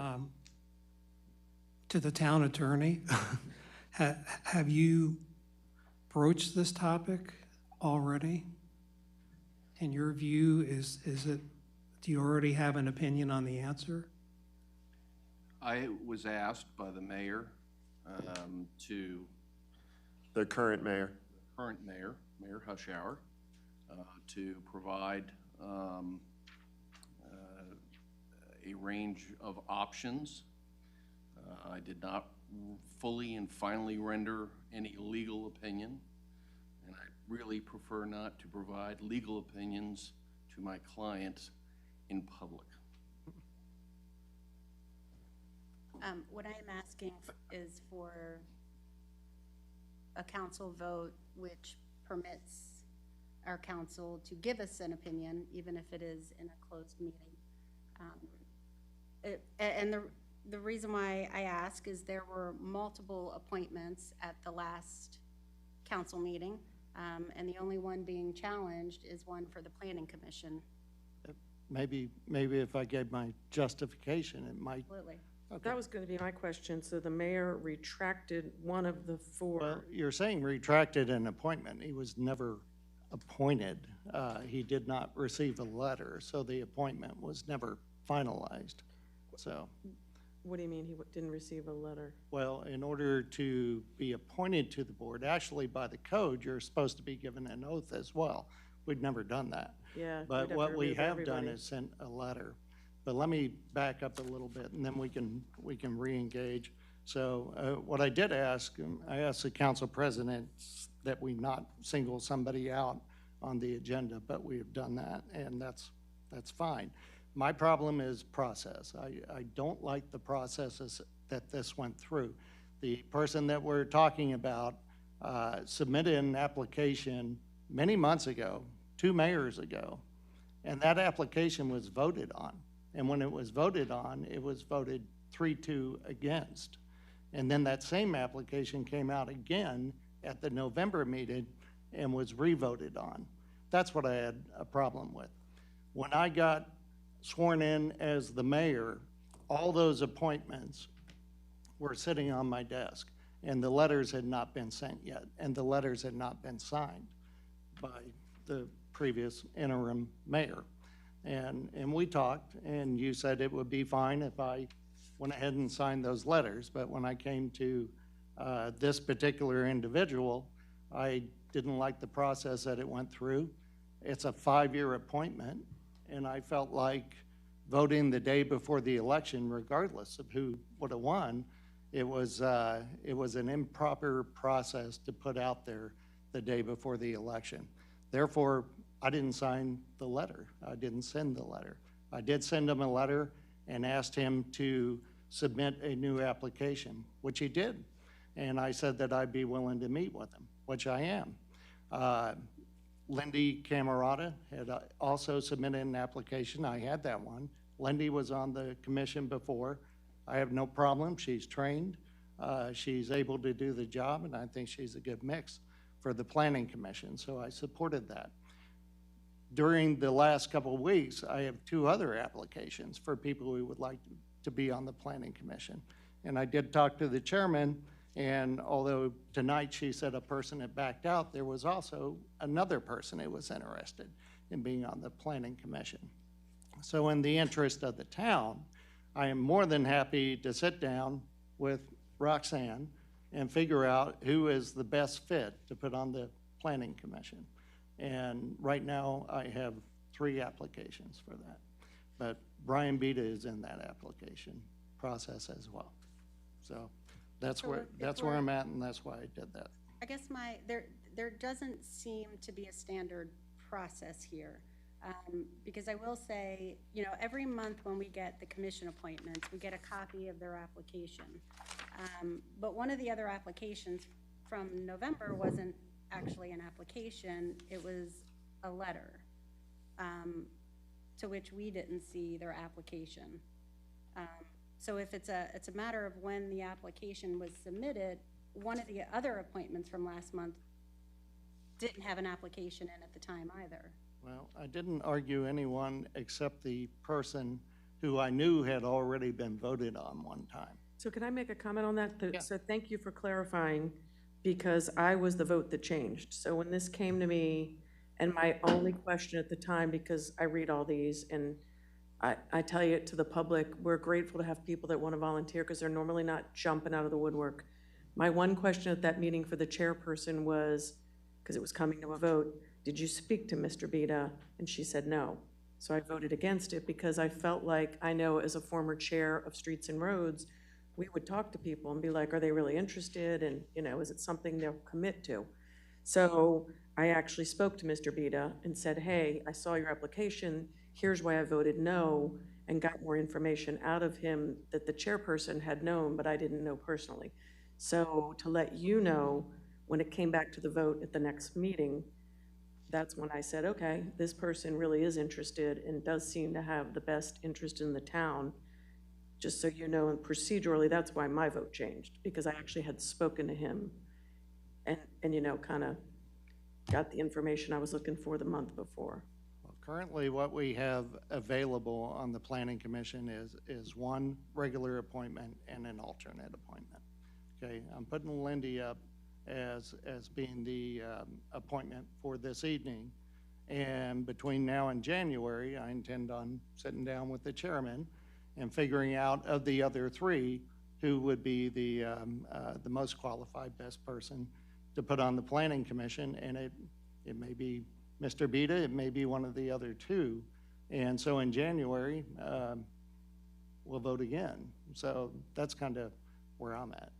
So before I'm willing to vote on anything related to this, I would like an opinion from Tom, and if it comes before the next meeting, that's fine.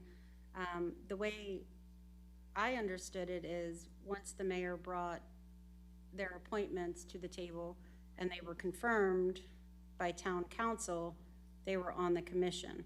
I feel like a letter congratulating them after fact is sort of ceremonial, not process and procedure, so I'm questioning it. Well, I disagree. I think that the letter is important, and as part of the process, as a new mayor who's been here for 1 month, is that now included in the letter is the oath. So the letter says, thank you for volunteering to be on the Planning Commission, Parks and Rec, or whatever. By receiving this letter, you do hereby swear or affirm that I will support the Constitution of the United States and that I will be faithful and bear true allegiance to the state of Maryland and support the Constitution and laws thereof, and that I will, to the best of my skill and judgment, diligently and without partiality or prejudice, execute the office according to the Constitution and laws of this state and the laws of the town of Mount Airy. So that's included in the letter I now. get it. So when I was appointed to a commission, I never received a letter, Right. took an oath. After I was confirmed by council, I showed up to my commission meeting and I performed my service. I just want a rendering opinion from our town attorney if this is allowed, because there were 3 other individuals appointed at the last council meeting. They all got letters. Yeah, I sent them, I signed them. And I was happy to do that because I didn't have a question about the process for Adele Connolly Is or it the for, process or making sure that these planning commission appointments align with your goals? well, it's the process. Because as I said, if I sit down with the chairman and we choose to put Brian on the commission next month, I'm fine with that. Again, But- I'm just curious why it was one person out of the 4 and not all of them. Well, I just told you, it was voted on twice from an application that came 2 mayors ago, so that's why. Can I ask you a question? Really Can I just sorry? say something really quick? Because I he just have a keeps question mentioning, on the letter, he just that's keeps all. mentioning that. So, in my defense, when Brian submitted an application to Colleen or to the town, that is the most recent application that was received, because the prior month, we did not have an application from Brian Beta saying that he wanted to be on planning. It was not until I was acting mayor, sorry? From the previous vote, it was voted on without an application, is that what you're saying? No. What I'm saying is the first vote that had appeared to this council, and we had voted without a mayor, and the gentleman over here said no, and we said no, or excuse me, yes, and then she said no. There was a recent application, at least because you and I both know we don't get the applications until Colleen says, here's an application. So it is in our best interest that we view that as the most recent application. Okay. Maybe true, because I don't know when he submitted it. Well, it's, So you keep saying 2 mayors ago. I don't know have how to many look at times he it keeps again. resubmitting the same application unless he just writes the same things and then just submits that no, application. I mean, it was physically the same application. There was no new, it was the original piece of paper from all the way back in, didn't this come up in May? I thought- No. There, It was resubmitted, so Yeah. Jason's correct. It was a new application as of last month. whereas a new one,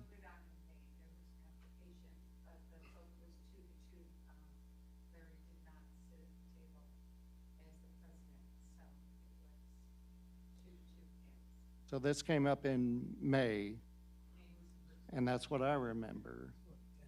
And it was voted down in May.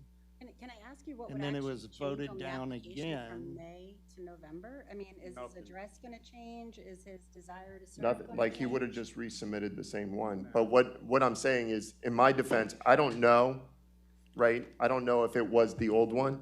If he submitted a new one and said, hey, I'm just gonna write the same thing on there and submit it again, I'm just clarifying that. Go ahead, Councilwoman Gliddy. So let me ask you, you're talking about the oath, and I get what Councilwoman Reed is saying. We're looking at procedure, which is a concern of mine. Are we procedurally doing the right thing?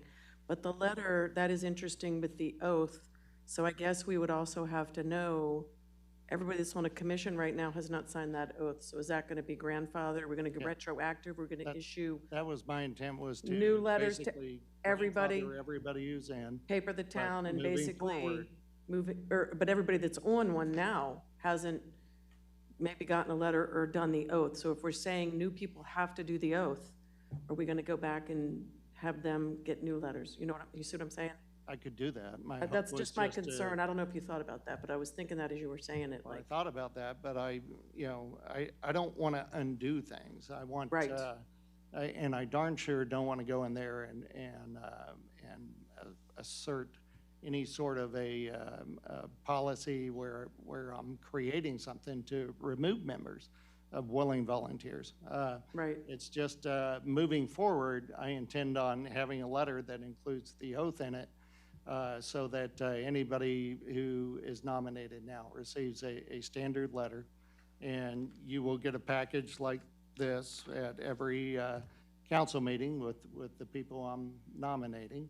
And that's the process I intend to follow. Do they have to sign the oath? No, it's, the way it's worded is that once you've received this letter, you are accepting that you will abide by this oath.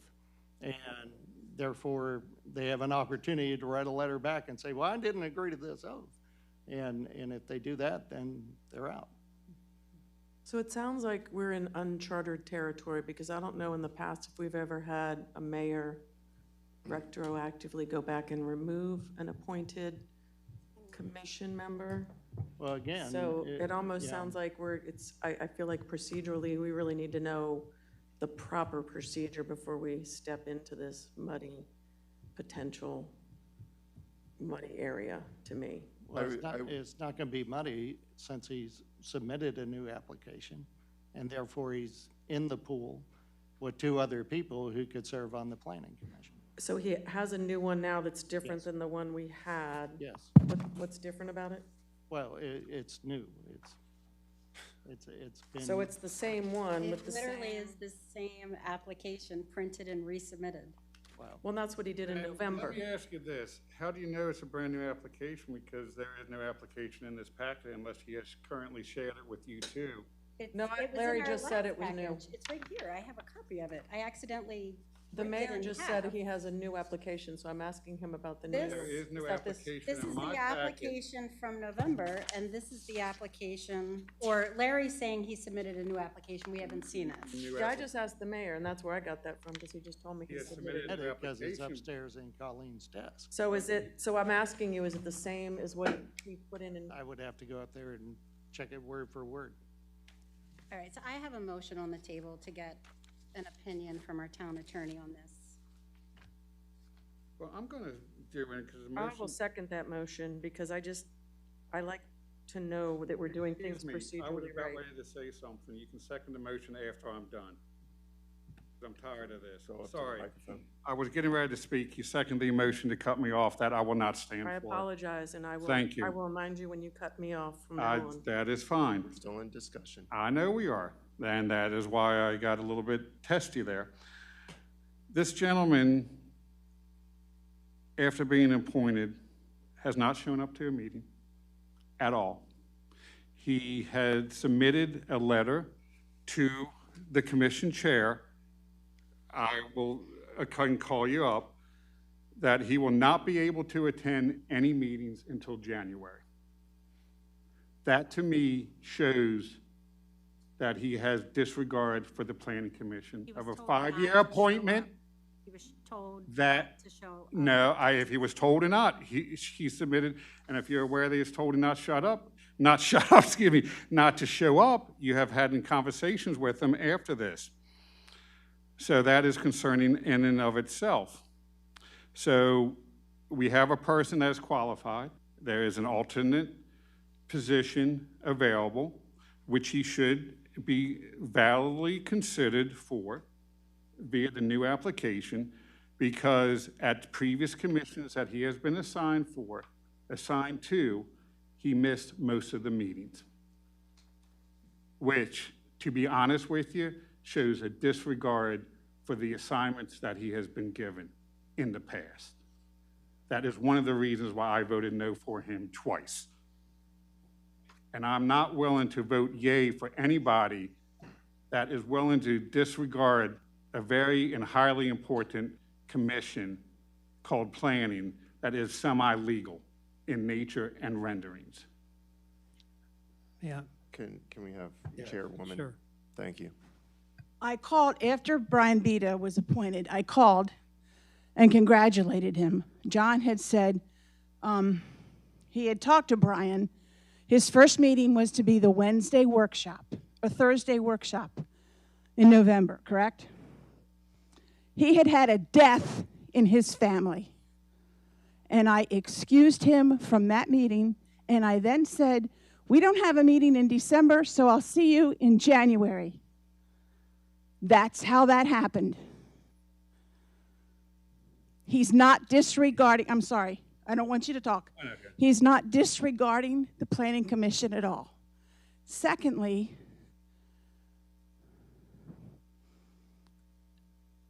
I'm concerned for the same reasons that you're concerned about Brian's attendance of Lindy's attendance. She became very irregular with her attendance. I noted it, and I noted it to the mayor. Lindy was, at one time, a very good asset to the Planning Commission. However, she became very laxed. And the more I think about it, the more I think I would prefer her to be the alternate, because I don't want to have to keep filling that position every meeting. Thank you. Thank you. May I offer a suggestion? Absolutely. I have to say, I've thought about, this happened once in the past, where I'm not sure it's appropriate that, we're openly vetting in public the pros and cons and features of various volunteers to the town. I'm not sure,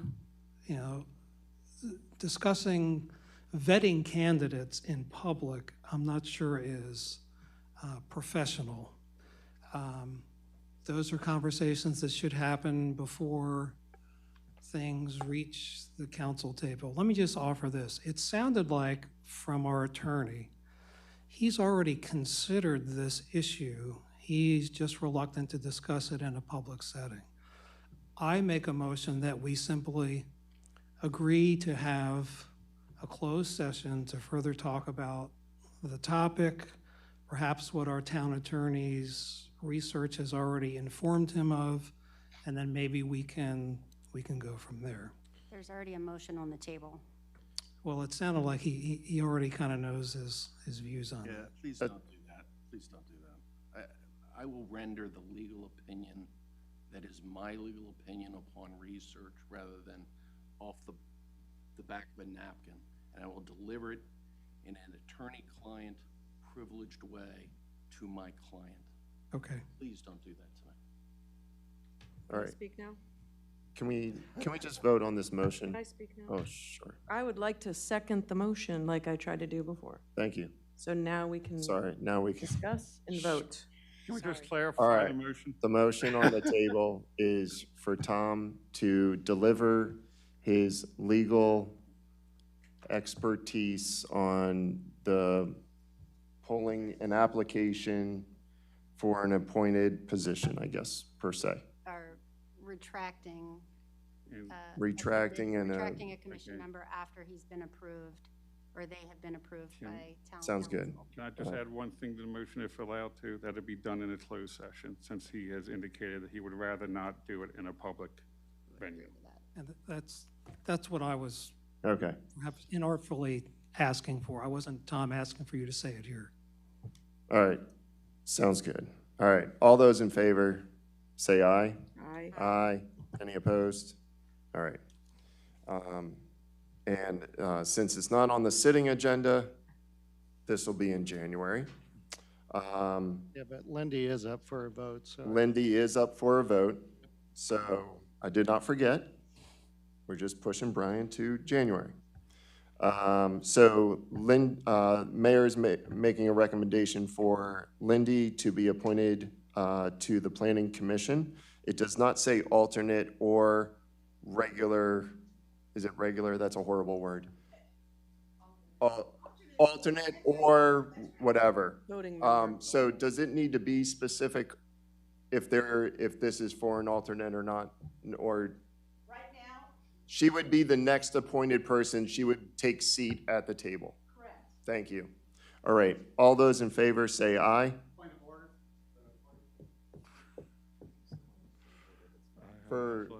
For this? I think there's some information the council should hear first. I agree. I don't think we Come should on vote up. on this. Oh, wait. Oh, wait, hold on.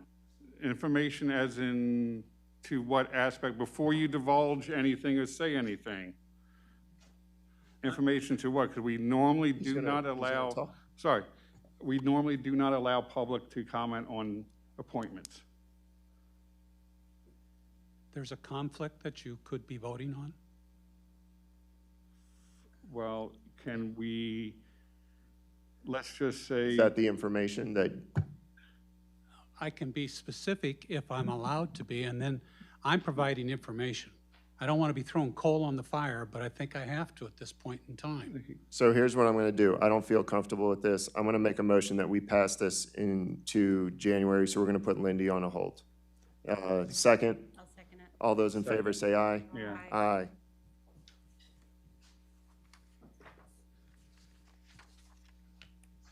Did everybody vote on that? Were there any nays? Nay. Thank you, sorry. Good catch, Holly, I apologize. All right. Next up, for ordinances and resolutions. We will move to ordinance 2021-18. This is the small cell tower. This is up for reintroduction. Not induction, introduction. We're going to induce it too. As well as adoption. I'll make a motion. Is there a second? Second. Councilman Munder seconds, and we'll move into discussion. Can I just, the attorney pointed out at the beginning earlier that this is not up for adoption, it's up for reintroduction, is that correct? Reintroduction and adoption, or just reintroduction? Both. Both. Well, how can you, unless you're gonna do it on an emergency basis, how can you vote in the same meeting that you're introducing? I thought I reintroduced this. This is reintroduction, today's meeting. I was advised by town staff that it was not reintroduced, that it was last reintroduced, which itself was a reintroduction, September 13, 2021. Right. Which would put you beyond, and therefore require you to reintroduce this time. Unless you're going to enact it as an emergency measure, it therefore must not, it must go to the select. This will not be an emergency. We'll see this in January. Yeah. I'll reintroduce, so it's reintroduce, second. It's already done. Okay. We don't have to vote on that. Gotcha. Can I get clarity on something? Okay. So this is gonna be the theme for the next few of these.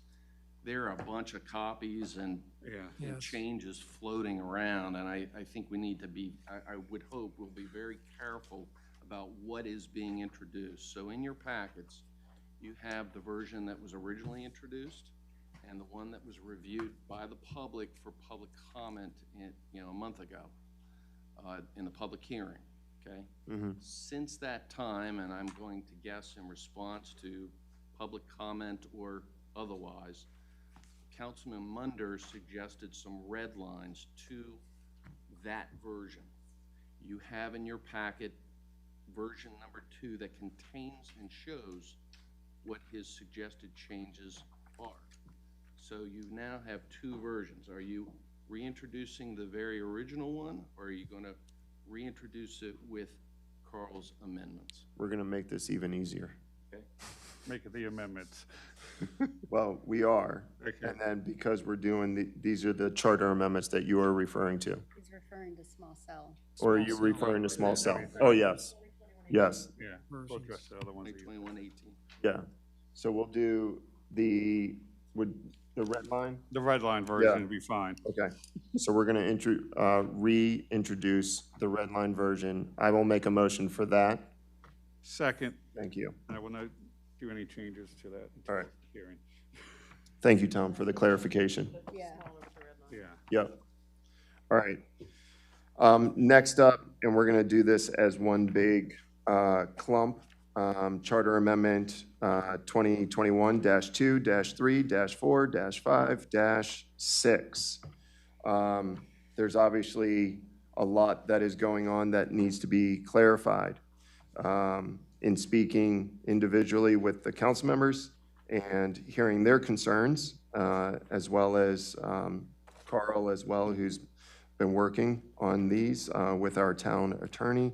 We're going to move this to a public workshop that will be held sometime after the January town council meeting, at which point we will make it public.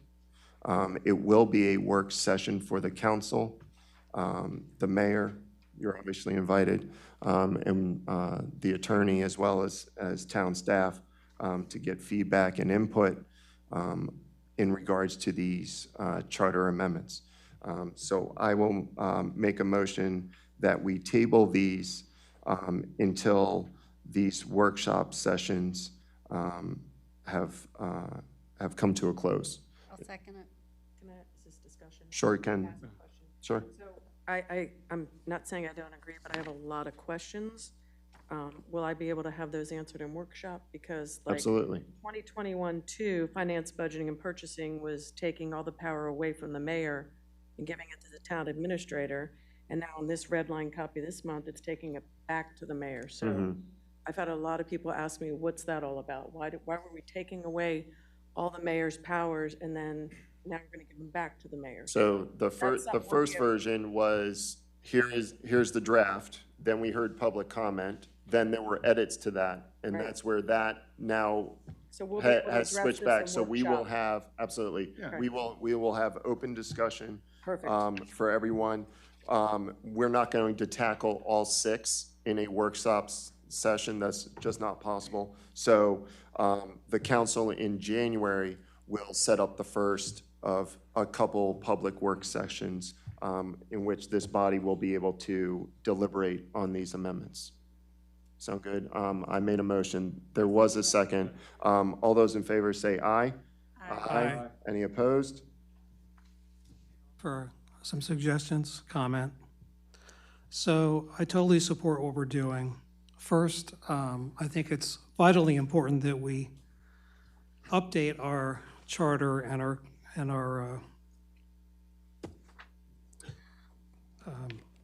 what am I trying to say? Just charter. Charter.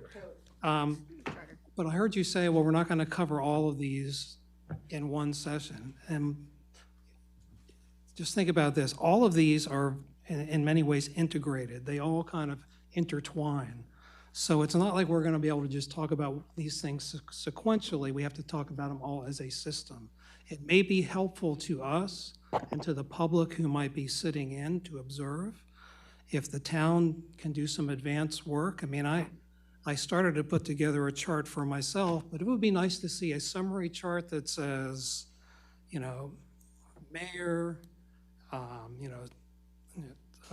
town administrator, whatever, and then for each of these, you know, who approves the budget, who develops the budget, who does this, who does that, and just a check mark of what's changing, what's not changing, so that we can see it all together in one place. So anything we can do to have a more productive meeting when we get into this workshop would be much appreciated. Okay, awesome. Okay, we're gonna move to ordinance 2021-26. This is a budget amendment for new recycling totes for $9,540, and this is up for adoption. I will make a motion. I'll second. Thank you, Councilmember Wonder. And it just looks like bins just need to be replaced, and as well as the new development of Brittany Manor.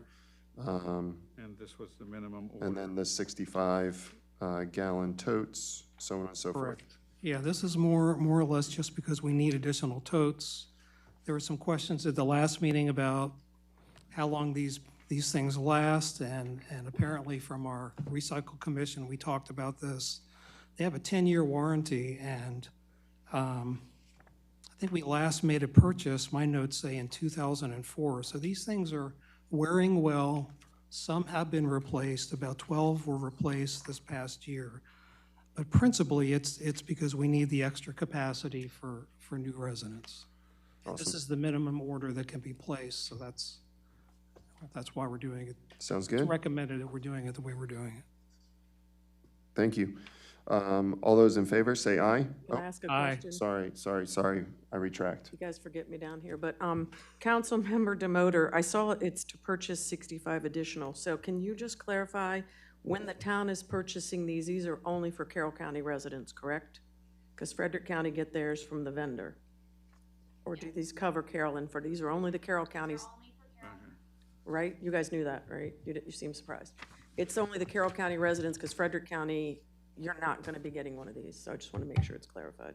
Awesome. Thank you for that. So if you live in Frederick County and have a complaint with the recycling totes, contact the vendor or whoever Frederick County's.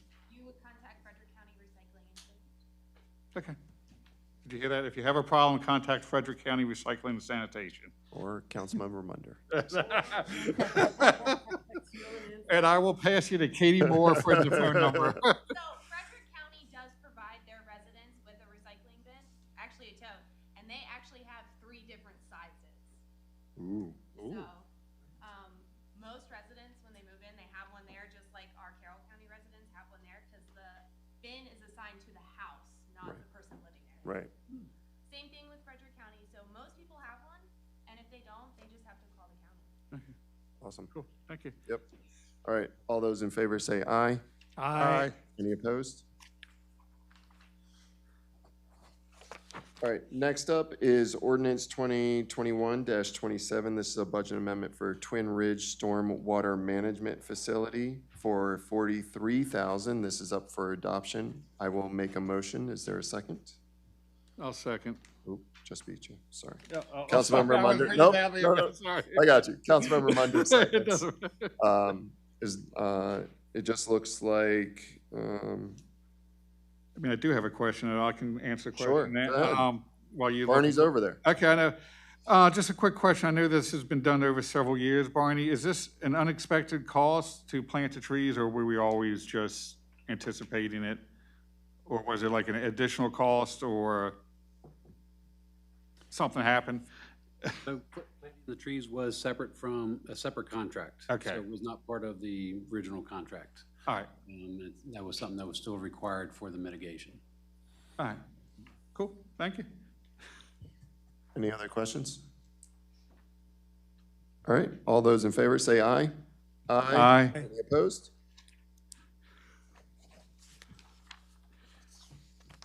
Moving on to ordinance 2021-28. This is a budget amendment for engineering services and rehab of 8 stormwater management ponds for $120,000. This is up for adoption. I will make a motion. Is there a second? I'll second. I waited for you. You were pushing. I did. You were pointing. She didn't want to do that one. All right, Councilmember Munder seconds. Sorry, we're just joking around. Yeah, no problem. So we have 8 ponds that need some fixing. Yeah, 10,000 per pond. I mean, I do have some. Oh wait, sorry. there were 2 lines. 20,000 per pond for that, and there were 1, 2, 3, 4, 5, and then there were 10,000 for the other one. There was 4 ponds there. All right. Any other questions or comments? Yes, Concerns? question. Councilmember Demoter? So You do. Okay. it talks about Twin Ridge Pond number 1, Twin Ridge Pond number 3 needing work. So the work that's being needed here, that's different from the redo of the overall Twin Ridge Pond that's already been done. This is above and beyond what was done. This is a separate type of repairs. In Twin Ridge, there's several ponds, so this is a completely separate one from the one we did the. Okay, these are additional. Yep, and some of these are large concrete pipes that are shifting that we need to put back, and our equipment won't pick those up, so we're looking to put these out for contract. Okay. And I just want to disclose, I am a Twin Ridge resident, so I wanted to disclose that. I do not believe that impacts my vote in any way on these issues, or I have any conflict, but I wanted to disclose that. Thank you. I have a couple of questions here. One of them is, I know we have from sitting on Ordinance, we have I'm best to say, cost sharing agreement with Carroll County on stormwater management. Will any of this be covered under that cost sharing agreement, or is this all on us? So this will be all us, because Okay. because this is all maintenance, it's not part of the mitigation. Okay. That the state's mandating. Okay, so it just And- deals with mitigation. Yeah, and the note, the 4 ponds that require the engineering, additional costs are gonna come for next year to fix, what they come up with as a design. So they're those that have failing infiltration basins, so they're holding the water that they don't normally hold. Gotcha. And to be fair, as follow Councilman Demota's caveat here, I do live in Sterling Glen, but so just to cover my basis there. And two questions on locations of these. Where is Laurel Estates? So that is, if you go behind Burger King, go down East okay. Ridgeville, there's a court on the right. Okay, back up to the railroad tracks that you The see. rail court, yep. Okay, and Summerwood 2? So Summerwood Ponds, there's, Summerwood is if you go down Sunset and make a left at the court at the bottom. Okay. There's a pond behind those houses, and right next to it is a pond behind, is it North Warfield? Yes, Okay. North Warfield, right. Okay, it's back in that area. So there's 2 ponds back there. So those are the Summerwood ponds. I think one of those is what's on the Okay, list. and now I'm just unfamiliar with those locations Yep. in town, so it's just good to know. So I'm cool, I'm good, fine, thank you, that's it. Any other questions or concerns? All right, all those in favor for the 120,000 rehab project? Yep, all those in favor say aye. Aye. Any opposed? Thank you.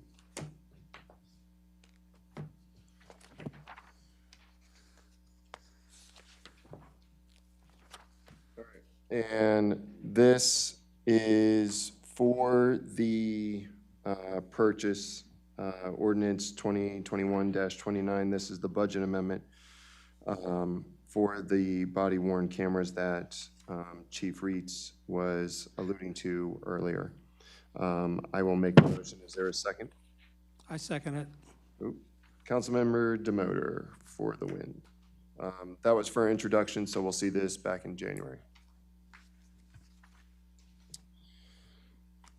The Flatiron discussion for unfinished business, I feel like was discussed earlier. And Barney, just for a thumbs up, you're good on what you need to do.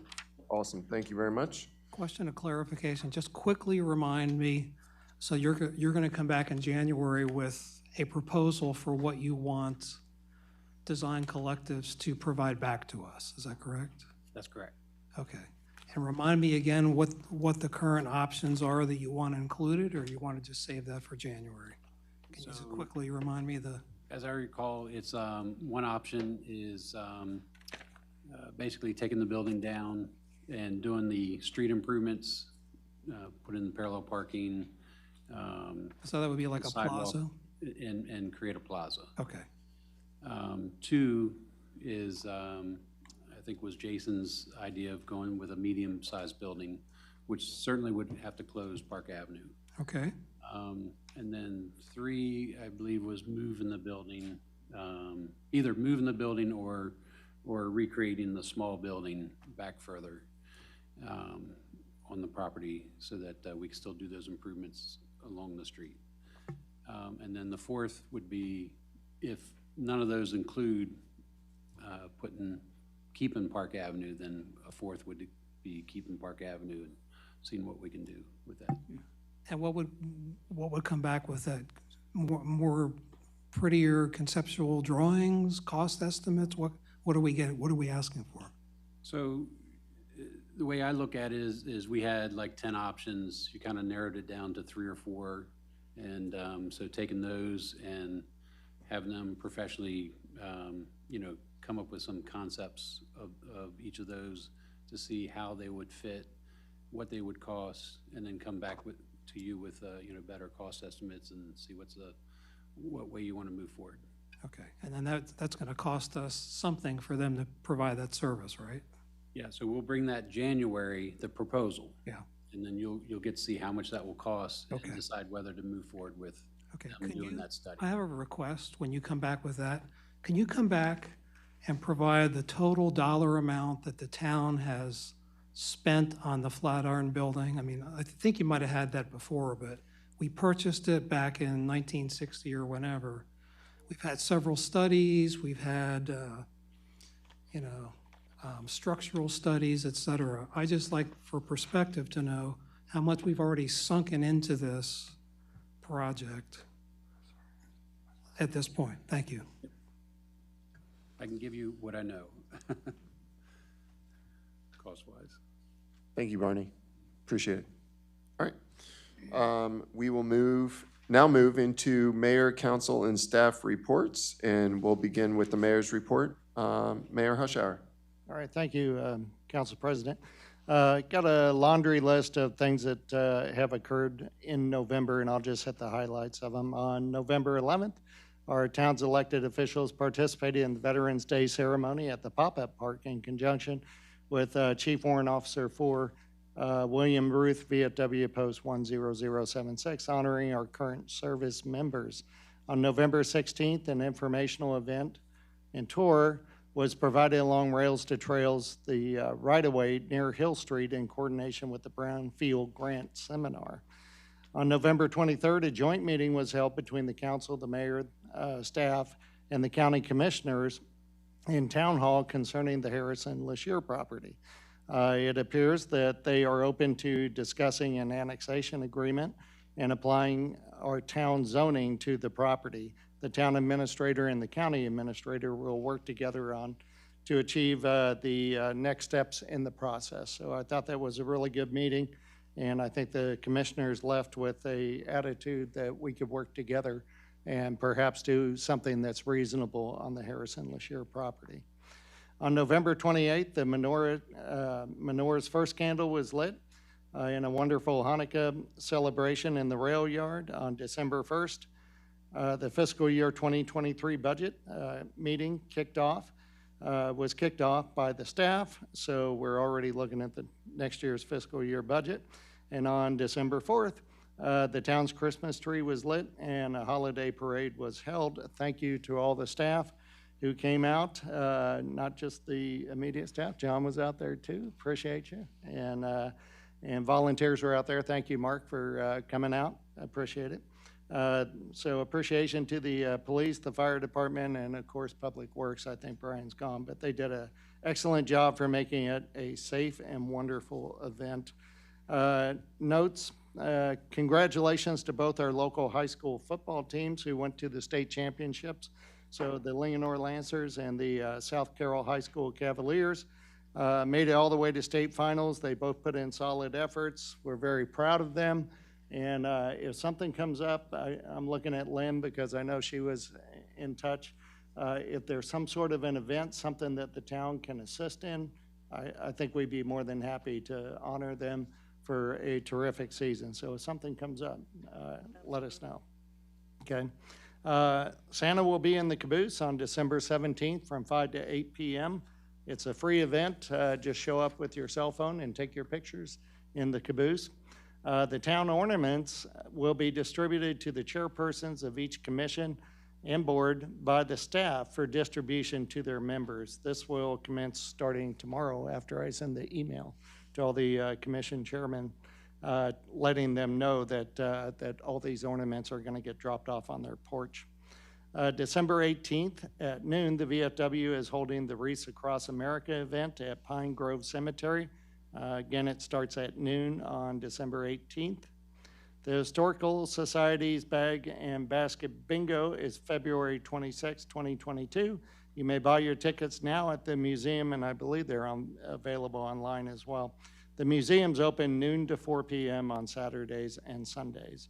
The Messenger has indeed folded up shop, and we don't like that we've lost our hometown paper, but there are some ideas that we will pursue to fill the void and distribute information in the interim. For now, town staff is creating a small newsletter that's an insert in a Carroll County booklet, so we'll do everything we can to get information out. Task forces, I would like to meet with yourself, Lynn, and Councilman DeMotor to talk about the police task force and possibly creating a task force centered around Main Street safety. And I think that's something that needs to be looked at, and so expect a call. And between the two of you, maybe we can sit down and figure something out, a game plan.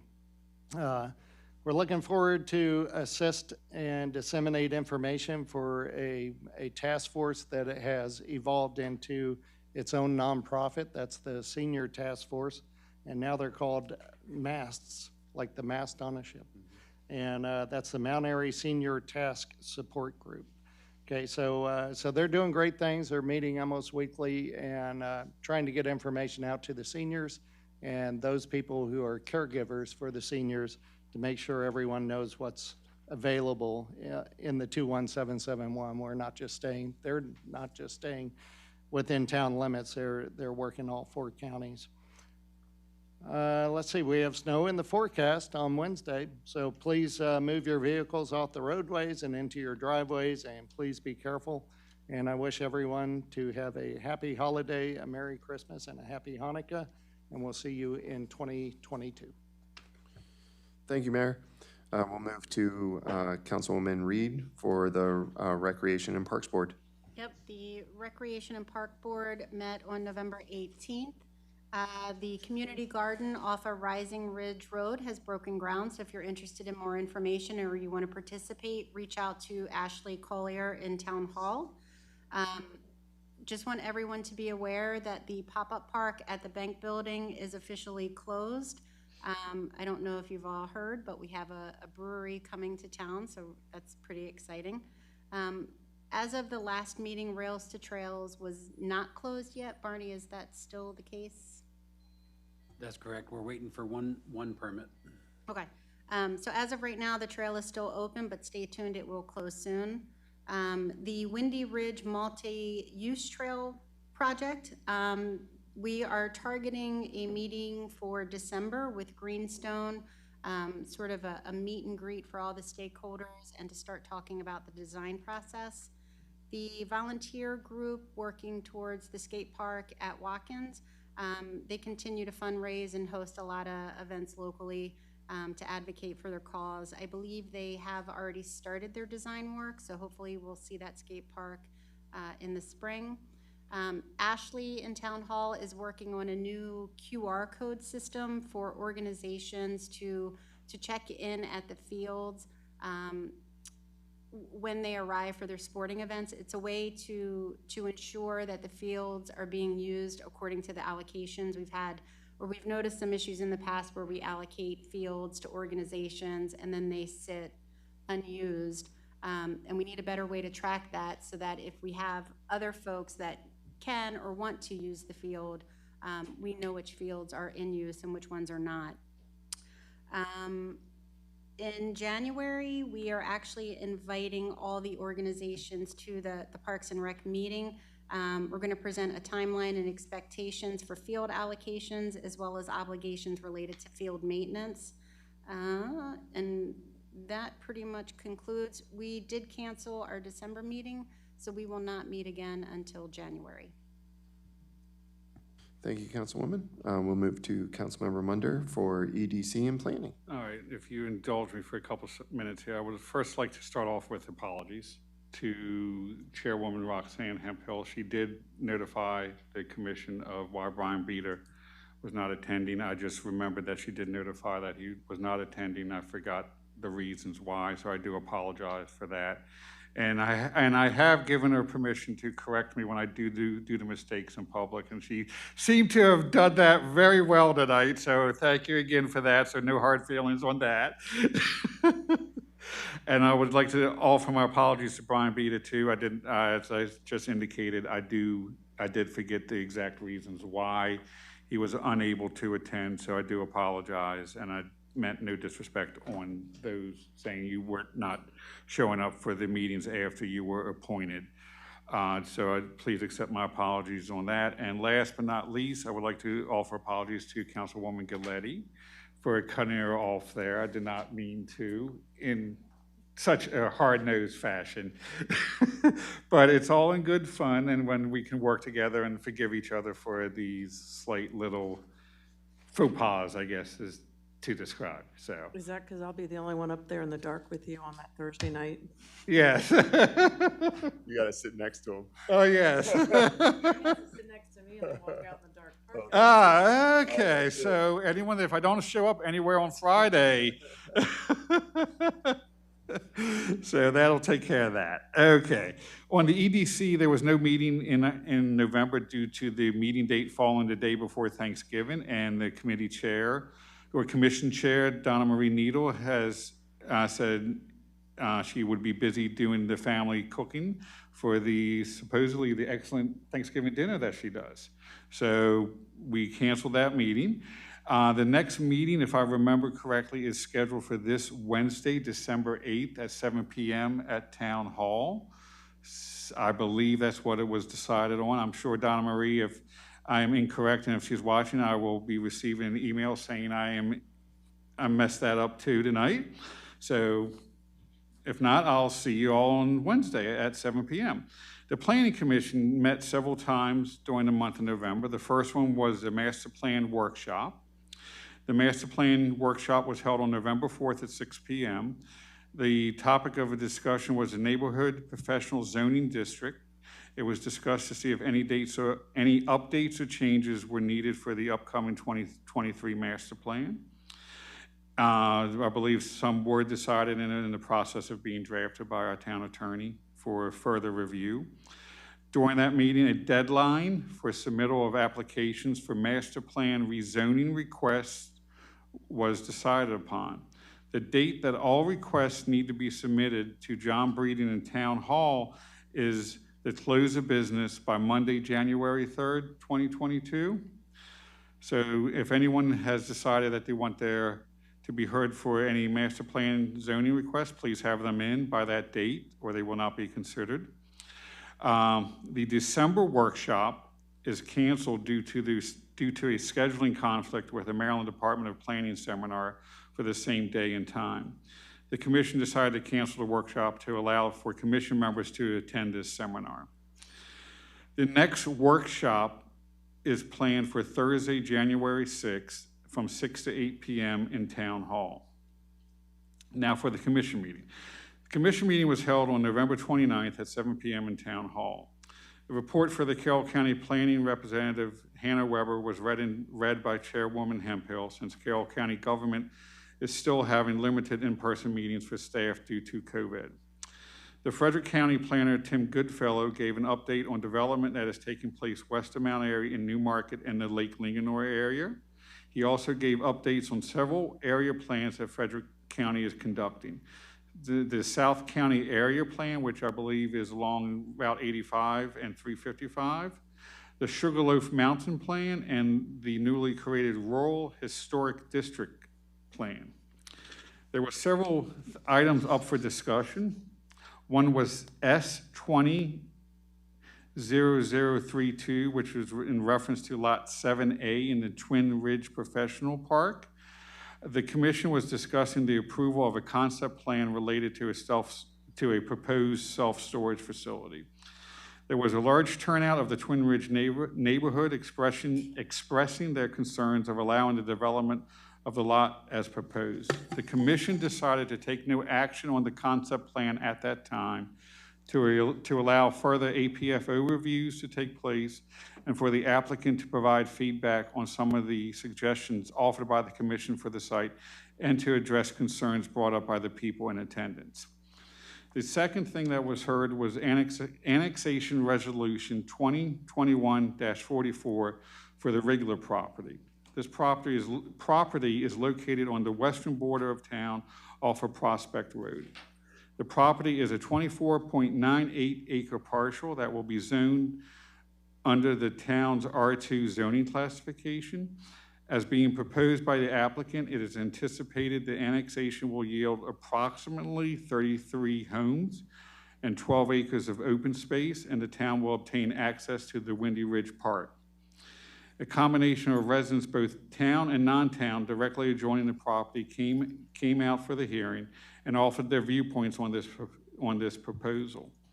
At the conclusion of the hearing, all but one commission member voted for providing a favorable recommendation for annexation to the council, primarily to allow the procedure or the process to proceed with annexation. This should be in front of the council in either January or February for our consideration. There was also, the third item that was held was a master plan rezoning request for the 2023 master plan. The request was for lot 73 on Backacre Circle in the Twin Arch Business Park. This is a 2.3 acre parcel, which is part of the Brittany Manor subdivision, but is not adjoining to any residential section of the current development, and is primarily a leftover portion from the site planning process. This parcel is opposite and adjoins existing industrial zone parcels. The commission approved the request to rezone lot 73 from the zoning classification of R2 residential to industrial. And this is, everyone on the council should take note, and anyone listening. It was related to the upcoming Green Tree development that will proceed up at North Main and Candace. During the meeting, the representative for the developer requested that the commission discuss the possibility of setting up dates for various charrettes and meetings required for the approval process for development that is put forth in the MXU-CC overlay zone. The commission was able to come up with the following dates. January 10th from 7 to 9, a public charrette will be held in Town Hall where people can come and review the plans and offer suggestions. This is similar to what took place when the Downtown Vision Plan was developed. January 31st, which is the normal Planning Commission hearing, from 7 to 10, there will be a Planning Commission hearing on the Green Tree development. February 10th, the council should be aware of and try and keep their schedule clear, because it is required for a joint workshop between the Planning Commission and the Town Council to take place. This is being held during the normal meeting time of the 2023 Master Plan Workshop. That being said, if the council members can attend, it would be greatly appreciated, because it is required for a joint workshop. I believe it was determined that not all council members, Tom, needed to attend, because it is a joint workshop, but it should be posted just in case, as a public notice, just in case that all elected officials show up, so there's no open meeting concerns with that. And if everything proceeds according to what was set forth, March 7th council meeting, it is anticipated for the, I guess, the preliminary or conceptual plan, whatever that's being worked through at this point, will be up before the council for discussion. I'm not exactly sure the correct term of what we're, or am I incorrect? It's the final.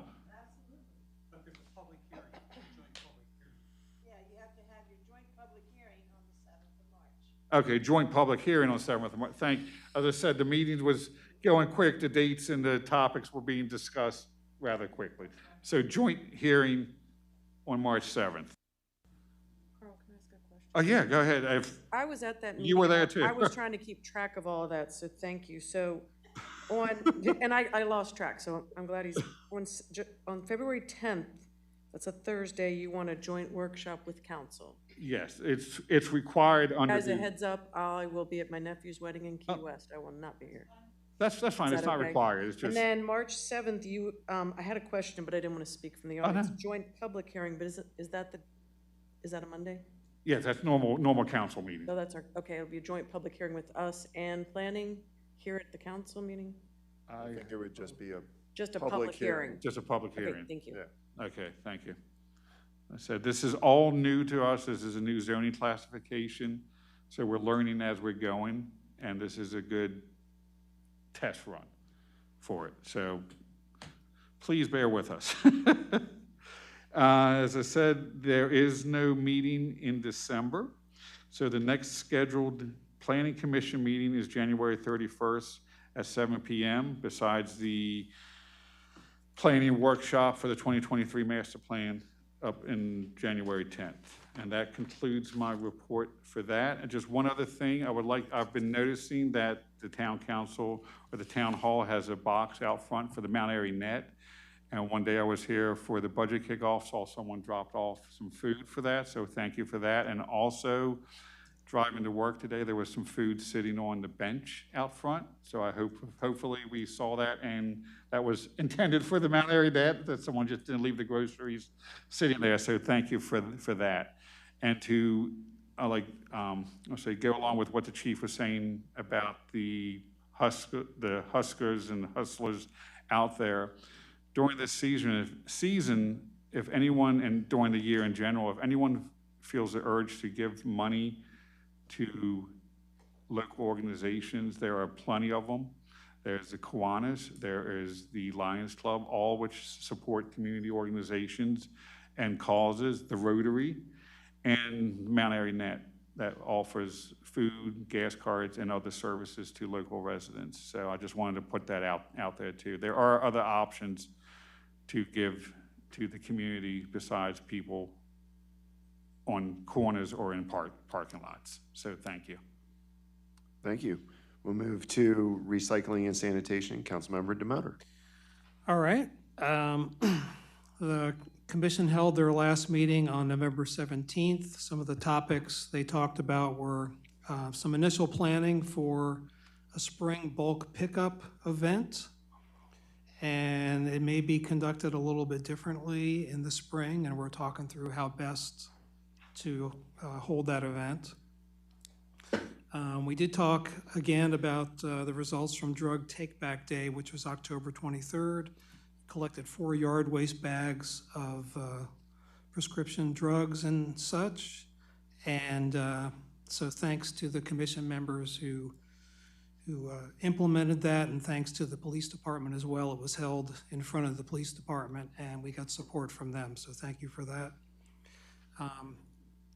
One of the things the commission discussed is the town trash and recycling center that's located across from the train station building. And apparently over the years, from time to time, there are some issues with the tidiness of that facility. But over the past several months, we're having some serious issues there again, concerning just overflowage of the dumpsters and the recycle container, trash on the ground, obvious signs of misuse of those facilities by folks who shouldn't be using them. So the commission talked through that issue. They put together a list of ideas and action items, and I know they've been coordinating that with the town staff and the town administrator. Some of the solutions kicked around, one of the things is the trash pickup has now been extended to 3 times per week, so that should help alleviate the problem. But there are some issues with the fencing, and there's a thought that we need a different type of a design and different type of fencing and some upgrades there. A surveillance camera is a suggestion. Again, there was a surveillance camera on top of the train station, and maybe that captured some of the views, but the recommendation is to have a dedicated surveillance camera. Changing the locks and the keys as we move forward, keeping a more accurate listing of who has access and permission to use that facility,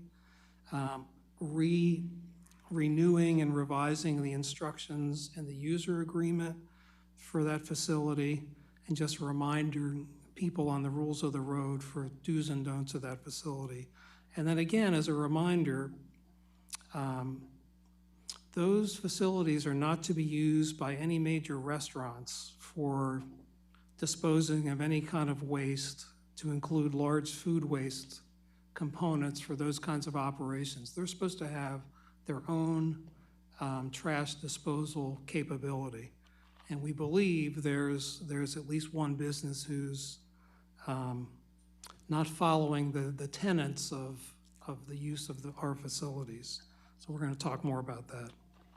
Moving on, just to remind people, yard waste pickups. The next pickup is this Saturday, the 11th.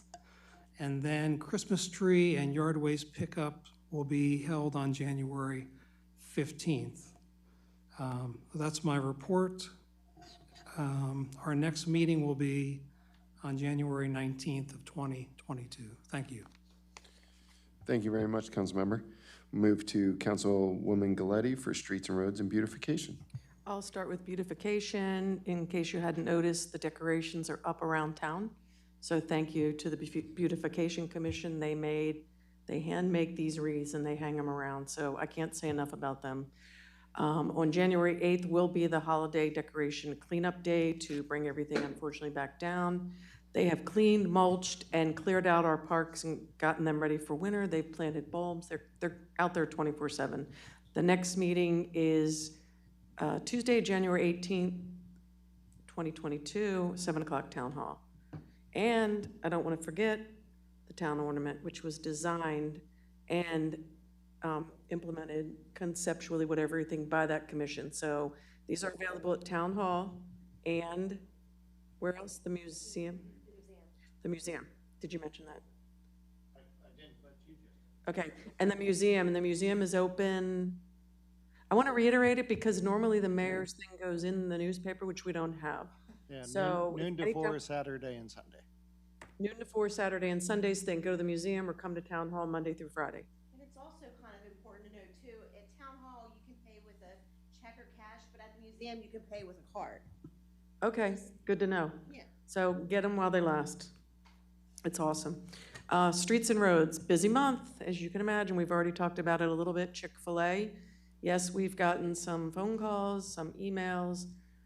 I think everybody in town is getting a hold of Barney's number somehow, not me. But we have increased the signage, so thank you to make it a little better. Yes, it might make your trip a little longer, but please be safe and follow the signs. Don't pull out and turn left into oncoming traffic. Don't go up and make illegal U-turns and run down a hill into our sign. Let's just be patient. This is not something new. This has been discussed. Anybody that doesn't know, because someone just reached out and asked why Streets and Roads hadn't notified anybody about anything we're doing. These initiatives have been on our agenda for a couple years.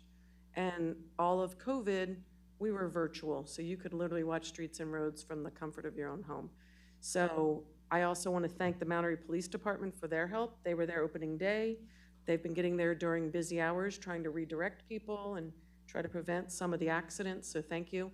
I do want to point out, and I've been given permission, sorry, it's not even 10 o'clock, but I feel like I got to rush, because they always get to me at 10:45. We have talked about a circle. In fact, that came out of Streets and Roads when we saw this and said, why didn't you come to us? It's a second set of eyes for the public to see things that are coming up in town. So please pay attention and get involved. The second design phase of the traffic circle is going on now, and we are waiting for that design. It takes time, as does anything else, especially with construction. This has been in the works for a couple years, so we're moving along to the next phase of trying to mitigate the traffic that's there. I think if everybody's just patient, takes your time, I think we'll be okay. And thank you to staff, too. I think when Chick-fil-A opened, within the first few days, staff was probably working a lot of overtime. So thank you to staff. And then I want to get to Rising Ridge Road and Prospect Road. Yes, there are crosswalks going in. Again, we've been discussing this for a couple years. One of our main initiatives on Streets and Roads is the safety of our residents. And as we all know, everybody seems to speed. People speed. Everyone's in a hurry. We need to slow down to get to where we're going safely. We've been talking about this actually about a year and a half. There are, just to let everybody know, and I'm repeating it again, because I've had council members ask me, why are there stop signs going in on Rising Ridge? Normally it's late at night. We have bus stops on Rising Ridge. Children are crossing that road to get to their bus stop. We've done it in Nottingham. We've set the precedent. If there's a bus stop, we put in a crosswalk and a stop sign. I don't think there's anything more important than making sure our children do not get plowed down trying to get to their bus stop. So yes, there's crosswalks going in. There's safety measures going in to make it safe to come back down Rising Ridge. If it's inconvenient, I apologize, that's life, it's inconvenient. It's about being safe for these kids. I cross Rising Ridge, and I'm not normally scared because I step in front of speeding traffic all the time on my street from everybody that cuts through. And I was scared the day Barney and I went out there about a year and a half ago because they come over that hill. So just to answer your questions, yes, we are communicating this. Yes, we listen to residents. This came out of resident complaints about the speeding. So there is going to be some new traffic patterns. There will be plenty of signage, hopefully, that's already on order. I've already been assured by the head of Public Works that our giant sandwich boards will be there to let people know when you're coming over that hill, coming down towards the American Legion, you should normally be thinking to slow down anyway, because we need to educate and try to mitigate any kind of safety issues. So let you know, safety measures are going into place for a reason, and we didn't just one day go, we want stop signs and crosswalks and, no, we don't do that. And also 2 streets and roads, very busy this month. We are redoing all of our speed and traffic studies for updated data because traffic, in case everybody hasn't noticed, has increased. People are back to work, kids are back to school, traffic is moving. So in order to get that updated data, we are going to redo all of them. We did come up with a criteria at our meeting for getting those done. Good news, I picked some up after the meeting and some of those were, like 3 of them were already done. So based on the priority that was set. I do want to say thank you to Officer Brooks. He attends our meetings, so thank you again for that. He's the liaison to Streets and Roads. That helps facilitate our cooperation between Streets and Roads and the police department, Mount Airy Police Department. We have a continued initiative on resident safety. We always have. We've discussed it ever since we reinstituted and made this an active, involved commission. So thank you for that, because that helps with our community outreach and all the different initiatives I've talked about before, resident safety and addressing speed, not on just Main Street, but all our roads. It's a problem everywhere, and I think people will agree. So that's my report. Our next meeting will be Tuesday. We are switching to Tuesdays, the last Tuesday of every odd-numbered month, Tuesday, January 25th at 6:30 Town Hall, because we are in person now. Thank you. Can I just say one thing on that report? That you scared me with the stop signs on Rising Ridge Road. So I thought I ran one, then I noticed it was covered up. So, you're welcome. Councilmember Munder, and this is not a thing, oh, we want to make money, oh, the police. No, this is safety completely, and we're going to be given warnings. It'll be about a 30-day grace period of warnings. We've tried every option we can come up with in certain areas. No, I would love to put a speed bump on every road in town, and you know how many people have asked us, can we please pay the money and get a speed bump on our road? It's just not feasible with emergency services, as we know and we've discussed. So it will be a grace period of, this is to educate people. This is a safety issue, yes, but it's both places, but it's really to educate and retrain people to think, when I come over that hill, I shouldn't be hauling past the speed limit as I gain speed down the hill. So it's really more re-education, and I think, I forgot, coming down Prospect, there are going to be some of the rumble strips to notify people, hey, something's coming up, you might want to, because people don't pay attention. I get that. We all do that. You're busy, you're thinking 100 things, but we're trying to do the best we can to mitigate some of the issues. But thank you, Councilman Munder. It will be a warning. Yeah. It's to educate, really. You shut off your microphone. After 30 days, all bets are off, I'm guessing, right? Thank you. Thank you, Councilwoman, appreciate it. Next up is my report for Water Sewer Commission and Mount Airy Sustainability Commission. And Chairman Swans gave us the night off that night, so I have no report. You're the best. Oh, that was very nice. 5 seconds, just so everybody knows. Town attorney report. Since the last meeting, I worked on the charter amendments and ordinance. I have copies of what was introduced, and so if you want Presents. come all after this. Also attended the Harrison-LaShire meeting, the Planning Commission meeting, largely because of the regular annexation proposal, and that is it. We received the code enforcement, zoning report, maybe? Yeah. he did. Oh, we did? Yeah. Awesome. Yeah. Perfect. And the town administrator. Very good. All right. At the conclusion of, we're going to now move into a closed meeting. This is to consider the acquisition of real property for public purpose and matters directly related thereto, Park Ridge Drive. And at the conclusion of the closed meeting, we will adjourn. Councilmember Motor? Just for clarity, are we talking about the commission members tonight? Are we getting Tom's opinion on that this evening, or is that No, waiting it is, until it's January? not on the agenda. Okay, January. Thank you. Councilmember Demoter? Aye. Aye. Councilmember Munder? Aye. Aye. Councilwoman? Aye. And Councilwoman Gleddy? Aye. All right, fantastic. We are adjourned.